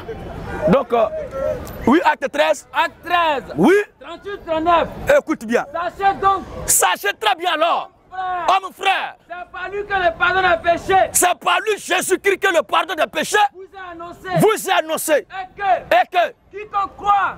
Quiconque croit est justifié par lui. Est justifié par lui. De toutes les choses. De toutes les choses. Dont vous ne pouvez être justifié. Donc vous ne pouvez être justifié. Par la loi de Moïse. Par la loi de Moïse. Ce sont des choses qui rentrent dans le cadre de l'enseignement. Après le baptême, si quelqu'un a cru après son baptême, maintenant, à l'assemblée, on peut enseigner ça aux croyants. Mais ce qu'il faut faire actuellement, c'est que vous croyez en Christ pour que vous soyez sauvés. Sinon, ce sont des choses qui ne sont que des simples informations qui ne sauvent pas. Croyez d'abord après votre baptême On va vous enseigner ces choses-là. J'ai demandé cela parce que la Bible m'a décrit le serpent étant comme l'animal le plus vieux. Et ces personnes qui viennent vers nous pour nous enseigner la parole de Dieu. Selon eux, la Bible, moi je peux dire que la Bible les qualifie comme ceux qui ne donnent pas la bonne parole de Dieu. Oui. Les qualifie des serpents. Donc à force de les écouter, ils vont te séduire. Voilà pourquoi moi je vous demande de savoir oui. Est-ce que les personnes, puisque vous êtes allé en eau profonde, je n'ai pas dit que je ne réponds pas à ta question. Voilà. Mais je dis où tu es là actuellement là. La seule chose que tu dois faire d'abord pour échapper au filet de ces faux prophètes, c'est de croire d'abord en l'évangile que nous prêchons. Après ton baptême maintenant, on va t'enseigner. Parce qu'il a dit, prêchez la bonne nouvelle, baptisez-les et enseignez-leur. On ne doit pas sauter les étapes. Sinon, il ne dit pas qu'il refuse. Voilà. Sinon, ça là, c'est une préoccupation terre à terre pour les nouveaux baptisés. Même dimanche passé là, tu demandes à un d'entre eux, il va te dire ça. Ce sont les choses qui concernent notre royaume. Mais il faut d'abord rentrer. Après, le reste viendra. Une dernière. Ok. Tous ceux qui attachent Satan dans l'église, ceux qui taillent Satan dans l'église, vous êtes envoûtés par le diable. Écrasé, écrasé. Satan écrasé. On va pilonner Satan. Et Satan vient s'asseoir dans votre mortier pour que vous le pilonnez. Vous êtes des menteurs. Le diable n'est pas ennemi de Dieu. Le diable est une petite créature de Dieu que Dieu utilise à sa propre volonté. Satan est au service de Dieu. Et je crois que Satan respecte Dieu plus que vos pasteurs. Un pasteur qui vend caillou, il est impoli que Satan lui-même. Un pasteur qui vend Sibodem, il est bandit que Satan lui-même. Lui-même, la Satan apprend les leçons auprès de lui. Satan dit, ah! Vraiment, toi-même, là, tu me dépasses, mon petit. Il était formé, mais toi, pour toi, il est devenu au haut niveau. Satan me prend des notes maintenant. Personne n'a le droit de lier Satan. Personne n'a le pouvoir d'écraser Satan. Satan est une créature qui est un instrument dans la main de Dieu. Et les deux causent. Quand Satan veut voir Dieu, ça va voir Dieu, cause avec Dieu. Il pose ses préoccupations, Dieu lui répond. Les deux se voient, il n'y a même pas d'animosité entre eux. C'est lui qui a créé sa chose, quand le temps viendra, il va mettre fin à sa vie. C'est tout. La dernière question. Okay, la dernière question. Une fois, j'ai regardé votre vidéo, oui. Dans laquelle vous avez dit que une personne est baptisée au nom du Père et du Fils, il n'est pas sauvé. Bon, je suis scandalisé parce que Jésus lui dit que celui qui l'a vu a vu le Père. Jésus a dit quoi? Celui qui l'a vu a vu le Père. Lorsque les gens disaient, mais toi tu dis que tu es Dieu, tu vas nous envoyer au Père. Il dit, celui qui m'a vu a vu le Père. Et aussi, il dit qu'il a avantagé pour lui qu'il parte au ciel, qu'il envoie le Saint-Esprit. Donc lui, le Père et l'Esprit Saint forment une seule personne. Voilà pourquoi on a dit la Trinité divine. Mais pourquoi est-ce que vous venez dire que si ce n'est pas au nom de Jésus seulement, la personne qui est baptisée au nom du Père, du Fils et du Saint-Esprit n'est pas sauvée? Ok. Regarde très bien dans ce que tu es en train de dire. Le Père est ici, le Saint-Esprit est là et le Fils est là. Et c'est toi la forme, la Sainte Trinité divine d'après ton expression. En réalité, ce n'est pas vrai. C'est un canular que le Vatican a introduit dans l'Église. C'est un mensonge outrancier. C'est un mensonge barbare à l'image de la Rome antique et sauvage. La Trinité est un dragon qui est quitté au Vatican. Elle n'a pas ses origines dans les Écritures. Jamais. La Bible croit en la divinité suprême du Seigneur Jésus-Christ. Il n'y a pas trois dieux qui forment un. Ésaïe chapitre 45, le verset 6 à 7. Non, Ésaïe 9. Ésaïe 9, 5. Ésaïe 9, 5. Écoutez ce passage. Car un enfant nous en est. Pour vous, la paix est à côté, Fils est à côté, Saint-Esprit est à côté. C'est pas vrai. Il y a un seul individu. Parce que quand on dit père, là, c'est celui qui est un enfant. Vous comprenez, s'il vous plaît, les gars? Ouais, ça va, camarade. Père, là, c'est... Comment on appelle ça? Quelqu'un qui a un enfant. Ce n'est pas un nom propre, mais c'est un nom commun. Si quelqu'un ici a un enfant, et puis on dit, bon, on a besoin d'un père de famille. Moi, je me sens concerné. Tous ceux qui ont plus ou moins un enfant se sentent aussi concernés. Mais de façon distinctive, il faut maintenant révéler l'identité réelle, le nom de l'individu. C'est ce qui va marquer la différence entre lui et les autres pères. Vous comprenez? C'est pourquoi la Bible dit car un enfant nous est né. Un enfant nous est né. Un fils. Or, un enfant est différent de fils.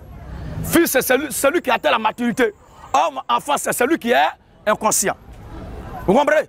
Mais lui, il est né là, il est enfant là. En même temps, il est fils. Un fils nous est donné. Baptisé au nom du fils. Un fils nous est donné. Et la domination. Et la domination. Reposera sur son épaule. C'est le pouvoir de domination là sur lui. C'est lui qui va être et qui va dominer toute la création. Oui. On l'appellera. On l'appellera. Admirable. Admirable. Conseiller. C'est pas le Saint-Esprit qui est le consolateur, le conseiller? Ou bien c'est pas le Saint-Esprit le conseiller? Voici ça qui est là. On l'appellera. On l'appellera. Admirable. Admirable. Conseiller. Consolateur, conseiller. Dieu puissant. Bébé qui vient de naître là appelé Dieu puissant. Dieu puissant. Père éternel. Père éternel. Dont les trois attributs ressortent déjà. Père, Fils et Saint-Esprit consolateur. C'est le même individu. C'est le même type. Amen. Il n'y a pas trois personnes. C'est comme le président Ado. Il est le président du RDR. Il est le président de la République de Côte d'Ivoire. Il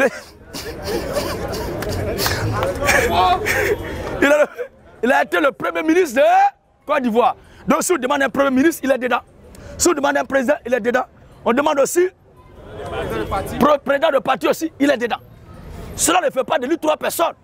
Mais c'est un seul individu qui a joué trois fonctions dans la société. Vous comprenez?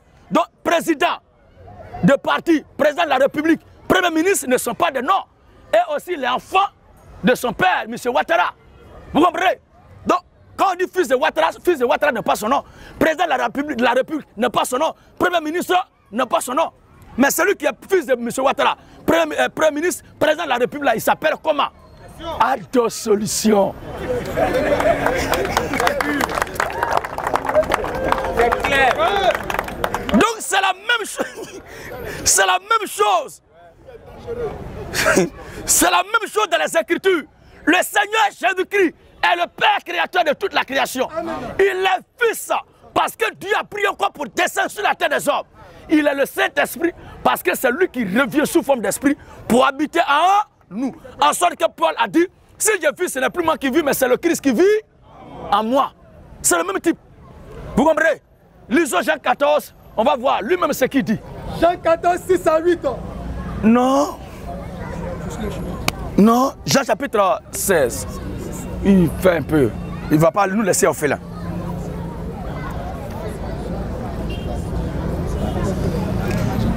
Celui qui n'a pas qui commence. Parce que le Seigneur Jésus-Christ a prouvé lui-même qu'il est le Saint-Esprit, qu'il est le Père, qu'il ne nous laisserait pas orphelins. Jean 16. Jean 14, verset 16. Jean 14, 16. Et moi, je prierai le Père. Écoutez, voici comment il fait pour embrouiller les gens. Je prierai le Père. Il vous donnera un autre consolateur. Il vous donnera un autre consolateur. Afin qu'il demeure éternellement avec vous. Écoutez très bien. Le langage va changer tout à l'heure. Il y a un langage obscur, occulté que le Seigneur tient pour égarer à souhait ceux qui ne sont pas nés par le ciel. Et il y a un langage décodé où il démystifie le discours codé pour aider ses prédestinés à avoir accès à la vie éternelle. Parce que s'il dit tout ouvertement, tout le monde va être sauvé. Or, les places sont étiquetées, numérotées et limitées au ciel. Alléluia. Oui, frère. L'esprit de vérité. L'esprit dont le consolateur, c'est lui qui est l'esprit de vérité. L'esprit de vérité. Que le monde ne peut recevoir. Que le monde ne peut recevoir. Parce qu'il ne le voit point. Parce que le monde ne le voit point. Il ne le connaît point. Parce que le monde ne connaît point l'esprit de vérité. Mais vous, mes disciples, vous le connaissez. Car il demeure avec vous. Le verbe demeurer est conjugué au présent de l'indicatif. Donc le consolateur demeure déjà avec vous. Oh, ce jour-là, qui demeurait avec eux? C'est Jésus. Maintenant, il dit, celui qui demeure avec vous là, oui, sera en vous. Donc celui qui demeure avec vous, c'est lui qui sera en vous. Je ne vous laisserai pas. Vous voyez, après avoir dit il, troisième personne du singulier, pronom personnel, il remplace ça maintenant par Première personne du singulier. Il dit je, le il est devenu je. Il dit je ne vous laisserai pas orphelin. Or, quand on dit que cet enfant est un orphelin, il a perdu qui? Or, quand lui dit je ne vous laisserai pas orphelin, ça veut dire que c'est lui qui est le... Il ne va pas abandonner ses enfants.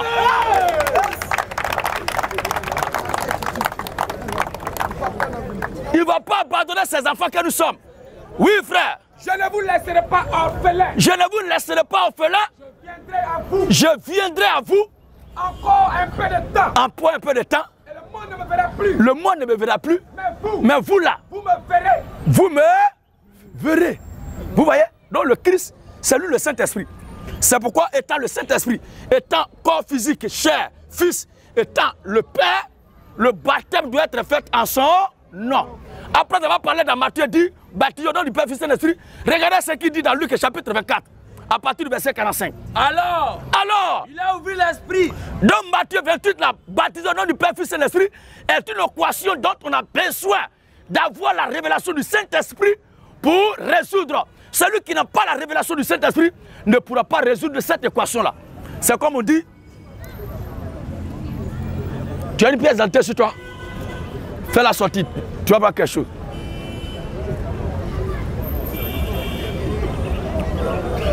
Où ils ont mis non? Non, toi tu as écrit quoi? Ah? Le nom c'est Olilo. Et prénom? Yannick José. Maintenant, quand ils ont mis non là, pourquoi toi aussi tu n'as pas écrit non? Ils mettent prénom aussi, toi aussi tu ne répètes pas aussi prénom. Donc quand on met non, c'est qu'on t'attend à une réponse. Tu vois un peu? Donc c'est la même chose qu'on dit nom du Père. Ça veut dire que le Père porte, c'est ça qui fait faire ressortir. Et c'est ce nom-là qui est Jésus-Christ. Alléluia. Oui, frère. Alors, il a ouvert l'esprit. Afin qu'il comprenne les Écritures.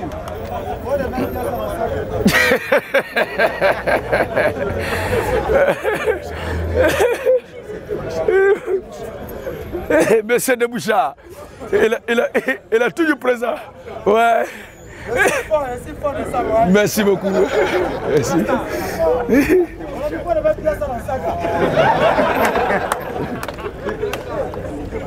Vous voyez maintenant, le Seigneur dit quoi? Alors, il a ouvert l'esprit. Il a ouvert l'esprit. Afin qu'il comprenne les Écritures. Afin qu'il comprenne les Écritures. Il a dit. Ainsi. Il est écrit. Le Christ devait d'abord souffrir premièrement. Et qu'il ressuscitera d'abord. Il ressuscitera d'abord le troisième jour. Et que la repentance et le pardon des péchés serait prêché en son nom. Serait prêché. Il ne dit plus maintenant au nom du Père, Fils, Saint-Esprit. Il commence à démystifier son discours. La repentance et le pardon des péchés serait prêché en son nom. À toutes les nations. Mais à commencer par où? À commencer par Jérusalem. Allons-y à Jérusalem. Acte chapitre 2. Allons-y à Jérusalem. Le premier baptême, comment ça a été fait? Après avoir entendu ce discours. Après avoir entendu ce discours. Ils ont eu le cœur vivement touché. Ils ont eu le cœur vivement touché. Il dit à Pierre aux autres apôtres. Il dit à Pierre aux autres apôtres. Hommes frères. Que ferons-nous? Ce que vous avez dit là, c'est la vérité. Qu'est-ce qu'on doit faire maintenant pour être sauvé? Pierre a dit. Pierre lui a dit, oh, Pierre est l'un des 11 à qui le Seigneur a donné la recommandation d'aller baptiser au nom du Père, Fils, Saint-Esprit. Il est l'un de ceux à qui aussi le Seigneur a dit que la repentance et le pardon des péchés seraient prêchés en son nom. Lorsqu'ils ont reçu le Saint-Esprit, regardez ce que Pierre va dire. Pierre le patriarche. a dit, oui. Repentez-vous. Repentez-vous. Et que chacun de vous. Soit baptisé. Au nom de Jésus-Christ. Au nom de Jésus-Christ. Pour le pardon de vos péchés. La repentance et le pardon des péchés seraient prêchés en son nom. À commencer par Jérusalem. À Jérusalem, oui. Pierre lui a dit. Repentez-vous. Et que chacun de vous. Soit baptisé. Au nom de Jésus-Christ. Au nom de Jésus-Christ. Pour le pardon de vos péchés. Et vous recevrez le don du Saint-Esprit. Voilà. Donc où tu es là, si tu n'as pas reçu ce baptême-là, ton péché et tes péchés demeurent. C'est ça. Colossiens chapitre 3, le verset 17. Et quoi que vous fassiez. En parole. Ou en œuvre. Le baptême aussi est une œuvre. Or, quand on baptise, on prononce une parole. Alors l'Écriture a dit quoi que vous fassiez en parole. Ou en œuvre. Faites tout. Dans tous les cas, faites tout. Au nom du Seigneur Jésus-Christ. Amen. Aucun passage de l'Écriture, même ceux à qui, à l'état originel, à l'état primitif, ceux à qui le Seigneur donne la recommandation d'aller baptiser, aucun d'entre eux n'a baptisé au nom du Père, Fils, Saint-Esprit. Cela devait interpeller nos leaders paroissiaux aujourd'hui. Cela devait interpeller les leaders des religions. Cela devait interpeller les pasteurs, les monseigneurs, les curés, les bishops et archibishops. Cela devait les interpeller. Ils devaient quand même se poser la question, mais pourquoi est-ce que le Seigneur a dit ça et les disciples ont fait autre chose? Est-ce qu'il a dit qu'ils soient allés contredire le maître? Mais dans toutes ces choses, la Bible dit, j'ai vu Christ a confirmé le message qu'il prêchait par des miracles. Ça veut dire qu'il était d'accord avec eux. Ils n'ont pas contredit le Seigneur, c'est une équation qu'il a posée et il leur a donné le garrot et ils ont résolu le problème. Amen. Ok, merci frère.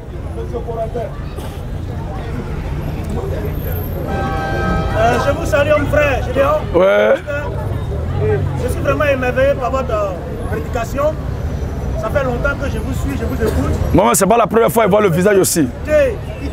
De mon identité spirituelle. Et je doute à présent de mes pasteurs. Amen. Vous faites en sorte, vous répondez à mes questions depuis l'école primaire quand je lisais la Bible. Et aujourd'hui, je vais vous suivre dans votre baptême. Mais j'aimerais que vous leviez l'équivoque sur l'eau. Parce que la Bible dit, au commencement la terre était informe et l'Esprit de Dieu vaudrait sur l'eau. Et aujourd'hui, on fait le baptême avec l'eau. Même dans les temps anciens, quand on devait adorer avec les animaux, on les lavait avec de l'eau. C'est ça. S'il vous plaît, éclaircissez-moi là-dessus avant que je rejoigne dans le baptême parce que j'ai été baptisé dans un baptistère. Donc, je ne sais plus où je suis là.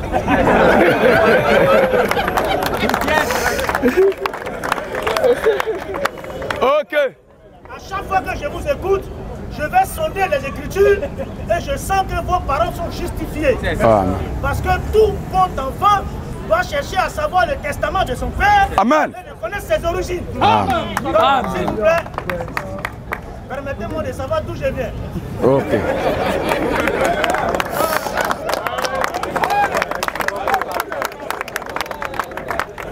L'eau. L'eau même est le fondement existentiel de l'existence tout entière. Parce que notre monde, notre existence, notre planète a été tirée de l'eau. L'eau, c'est l'image de la parole. Or, la parole, c'est Dieu lui-même. Vous comprenez? Et c'est par la parole que tout est venu à l'existence. L'eau étant l'image de la parole, c'est à partir de l'eau que tout ce qui existe est venu à l'existence. Dieu veut montrer par là que sans l'eau, il n'y a pas de vie. Or, la source de vie véritable au plan spirituel, c'est Dieu lui-même. C'est pourquoi tout doit être fait à la base de l'eau. Tout a été fait à base de l'eau. Lisez un peu le livre de 2 Pierre. Et même 2 Jean aussi. 2 Jean 3. Les gens qui se moquaient de ces serviteurs de Dieu. Le monde alors a été tiré de l'eau. Tout ce qui existe a été tiré de l'eau. Donc l'eau même là est la base, le fondement, la source de l'existence à laquelle nous appartenons. Donc l'eau, c'est l'image de la parole. Ce n'est pas pour rien que l'Esprit de Dieu à la création se mouvait au-dessus des eaux. Vous comprenez? Parce que l'Esprit de Dieu, c'est Dieu lui-même. Et comme c'est l'eau qui répond à ce qu'il est dans la création, puisque c'est de l'eau que tout est parti, alors que la Bible dit, la parole dit que la nature soit, que telle chose soit, et la chose fut, c'est à partir de l'eau que tout a été tiré. Donc l'eau, c'est l'image de la parole. C'est pourquoi l'eau est importante, l'eau est incontournable dans tout ce qui doit être fait au plan spirituel. C'est pourquoi le baptême doit être fait par l'eau. Parce que c'est par l'eau que la purification est faite aussi dans l'Ancien Testament. Aussi, l'animal de sacrifice, comme vous l'avez souligné, cela est juste. Et aussi dans le Nouveau Testament, nous sommes comme des animaux de sacrifice. La même façon que je dois être déposé sur l'autel de Dieu, nous aussi devions être déposés sur l'autel de Dieu. Mais nous devons passer d'abord par l'eau de purification du baptême. C'est une obligation. Oui. 2 Pierre 3. 3 à 5. Sachant avant tout que. Sachant avant tout que. Dans les derniers jours. Dans les derniers jours. Il viendra de mon cœur. Il viendra de mon cœur. Avec leur raillerie. Avec leur raillerie. Marchant. Marchant. Selon leur propre convoitise. Selon leur propre convoitise. Et disant. Où est la promesse de son avènement? Je lui ai dit qu'il viendrait bientôt. Jusque-là, ils ne viennent pas. D'autres même, on crée aujourd'hui des sketchs comiques pour se moquer du Seigneur. Pour dire qu'ils ont mangé tout son corps, mais avec quoi il va revenir maintenant? Ceux-là paieront pour leurs paroles au dernier jugement. Alléluia. Oui, frère. Car depuis que les pères sont morts, tout demeure comme dès le commencement de la création. Ils veulent ignorer en effet que des cieux existaient autrefois par la parole de Dieu. De même aussi qu'une terre tirée de l'eau. Donc la terre a été tirée de l'eau. Et formée au moyen de l'eau. Et que par ces choses-là, le monde alors périt. Or, c'est par l'eau que la parole a été créée. Par la nature plutôt a été créée. Et c'est l'eau qui a dissous, a détruit le monde ancien. Viendra aussi un temps, puisque la parole aussi est l'image du feu. Dieu va détruire ce monde-là à la fin par le feu. Parce que l'animal de sacrifice, lorsqu'il est préparé, déposé sur l'autel, il y a un feu divin qui descend pour consumer l'animal. Ainsi, quand l'enfant de Dieu, après son baptême, après avoir cru au Seigneur Jésus-Christ, après son baptême, le Saint-Esprit qui est un feu dévorant descend dans ses entrailles pour lui communiquer le sceau de l'immortalité. Parce que le fer qu'on doit prendre pour marquer un animal du sceau ne doit pas être tiède, ne doit pas être glacé. Mais il faut que le fer soit rouge. Il faut qu'il soit embrasé de la chaleur incandescente de feu, de la fournaise. Quand on l'enlève tout rouge et puis on met maintenant sur l'animal, quand c'est comme ça, ça ne peut jamais disparaître. Donc Dieu descend dans cette dimension en tant que feu dévorant pour marquer nos âmes pour l'éternité. Vous comprenez, frère? Alors l'eau, c'est l'image de la parole. C'est pourquoi l'Esprit de Dieu se mouvait au-dessus des eaux. C'est pourquoi il est important que cela soit impératif. Ceux qui se font baptiser dans les baptistères ont été baptisés au plan spirituel dans le mensonge fabriqué par les maîtres des hommes. Or, l'enfant de Dieu doit être baptisé dans l'eau naturelle. Alors, frère, voici ce que je voulais vous dire à ce sujet-là. D'accord, merci beaucoup. Oui. Et j'aimerais aussi que vous leviez l'équivoque sur Melchisedec. Parce que quand j'ai lu dans l'Ancien Testament, oui, au niveau de Melchisedec, et aussi dans le Nouveau Testament, il est dit que Jésus est prophète de la part de Melchisedec. Ne vous fatiguez pas. Melchisedec là, c'est le Seigneur Jésus-Christ. C'est le même type. Mais comme les gens sont tellement possédés, ou du moins Dieu a voilé l'esprit. Quand Dieu veut faire quelque chose là, il permet quand même pour préparer l'esprit des gens. Voilà. Vous comprenez? Donc il envoie l'ombre. L'ombre qui te permettra d'identifier la chose elle-même quand elle va venir. Donc l'ombre vient de façon à titre préventif pour préparer ton esprit, pour faire un travail préparatoire à recevoir la réalité. Melchisedec, qui n'a ni commencement de vie, ni fin de vie, a servi en tant que souverain sacrificateur. Vous comprenez? Il était le prince de paix et aussi roi de Salem. À l'époque, c'était l'image du Seigneur Jésus-Christ lorsqu'il viendrait dans un corps. Mais cette fois-ci, il a dérobé cette règle-là. Il est venu par la naissance, par la procédure normale de la naissance d'un être humain. Et ça, c'est le plus gros scandale. Croire que le grand Dieu des cieux a accepté de se faire camoufler dans le ventre d'une femme, de sortir comme un bébé qui naît, d'accepter d'être purgé, que sa maman mette kaolé sur lui, accepter de jouer au ballon au quartier, accepter de servir en tant que charpentier, conduire son père, accompagner son père dans les activités. Et un bon matin, il se réveille pour dire, en vérité, je vous le dis, avant qu'Abraham ne fût, je suis. Les gens disent, tu es un bâtard. C'est ça. Alléluia. Donc Melchisedec, là, c'est le Seigneur Jésus-Christ. Dans la posture figurative ou encore de tableau de souverain sacrificateur. C'est ce même rôle-là qu'il avait préparé l'esprit afin que lorsqu'il doit venir, il puisse comprendre facilement. Mais ils n'ont même pas prêté attention à qui était Melchisedec. C'est Abraham seul qui a eu la révélation de qui était Melchisedec. C'est pourquoi je lui rappelle pour dire Abraham, votre père a tressailli de joie de ce qu'il me verra. Abraham a vu et s'est réjoui. De quoi? Tu n'as même pas encore 50 ans, toi tu as vu Abraham. Mais lui dit qu'il a existé avant Abraham. Il s'agissait de Melchisedec. Jésus-Christ est le grand Melchisedec. Alléluia. Alors nous ne mettons même pas de confusion là-dessus. Il y a des gens qui disent qu'on ne peut pas voir Dieu. Et puis on ne peut pas voir Dieu. C'est vrai. Toi, un enfant de la rue, tu peux voir enfant de quelqu'un, tu peux voir papa de quelqu'un comment?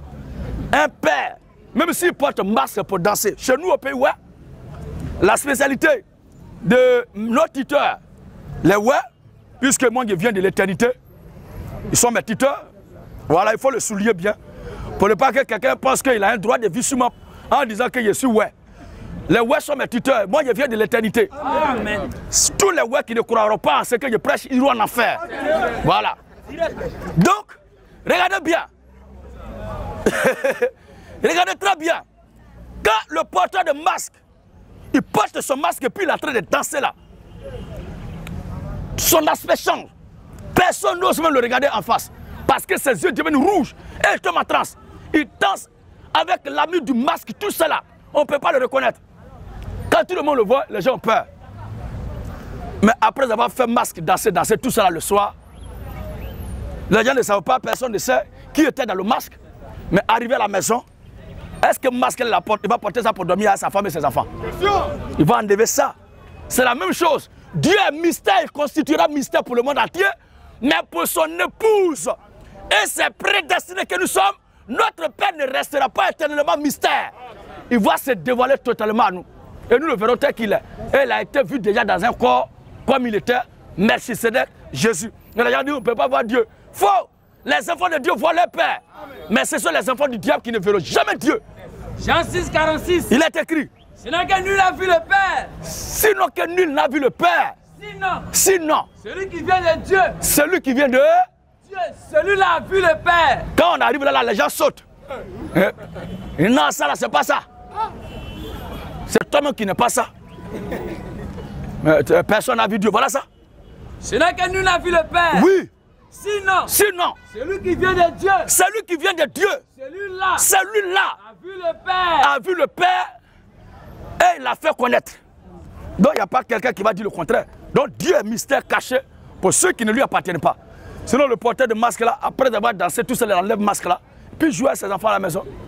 Vous comprenez? Voilà frère. Ok.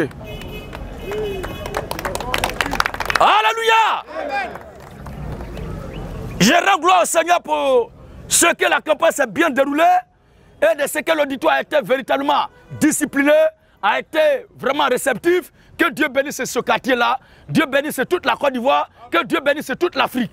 Notre souhait, c'est que, de la même façon, hier, c'était avec des caractères dans les quartiers, les gens se promenaient de quartier à quartier pour se battre.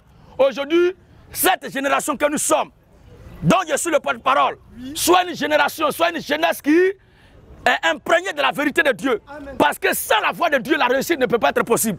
C'est cette vérité qui a manqué à certains de nos compatriotes et nos confrères. Ils sont allés emprunter la voie du fétichisme, des sacrifices, de sacrifier leur propre vie, chercher une nouvelle gloire pour vivre, ne serait que quelques minutes de gloire et disparaître. Mais par la grâce de Dieu, en croyant ce message, je crois que votre vie est en sécurité. Amen. Votre vie est protégée.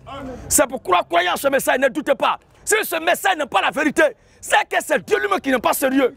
C'est pourquoi tout ce que nous faisons notre effort de vous montrer tout par les Écritures. Et que votre foi soit fondée sur la parole de Dieu. Pour que vous échappez au filet des menteurs, des pasteurs marmailleurs, des pasteurs voleurs. Alors tous ceux-là qui ont cru à ce message, qui voudraient bien sûr prendre leur baptême et approfondir leur connaissance sur ces choses au sujet desquelles nous venons de discourir, nous vous invitons à partager les contacts. Sur ce, nous prenons congé de vous. Que le Seigneur nous bénisse. Shalom à tous.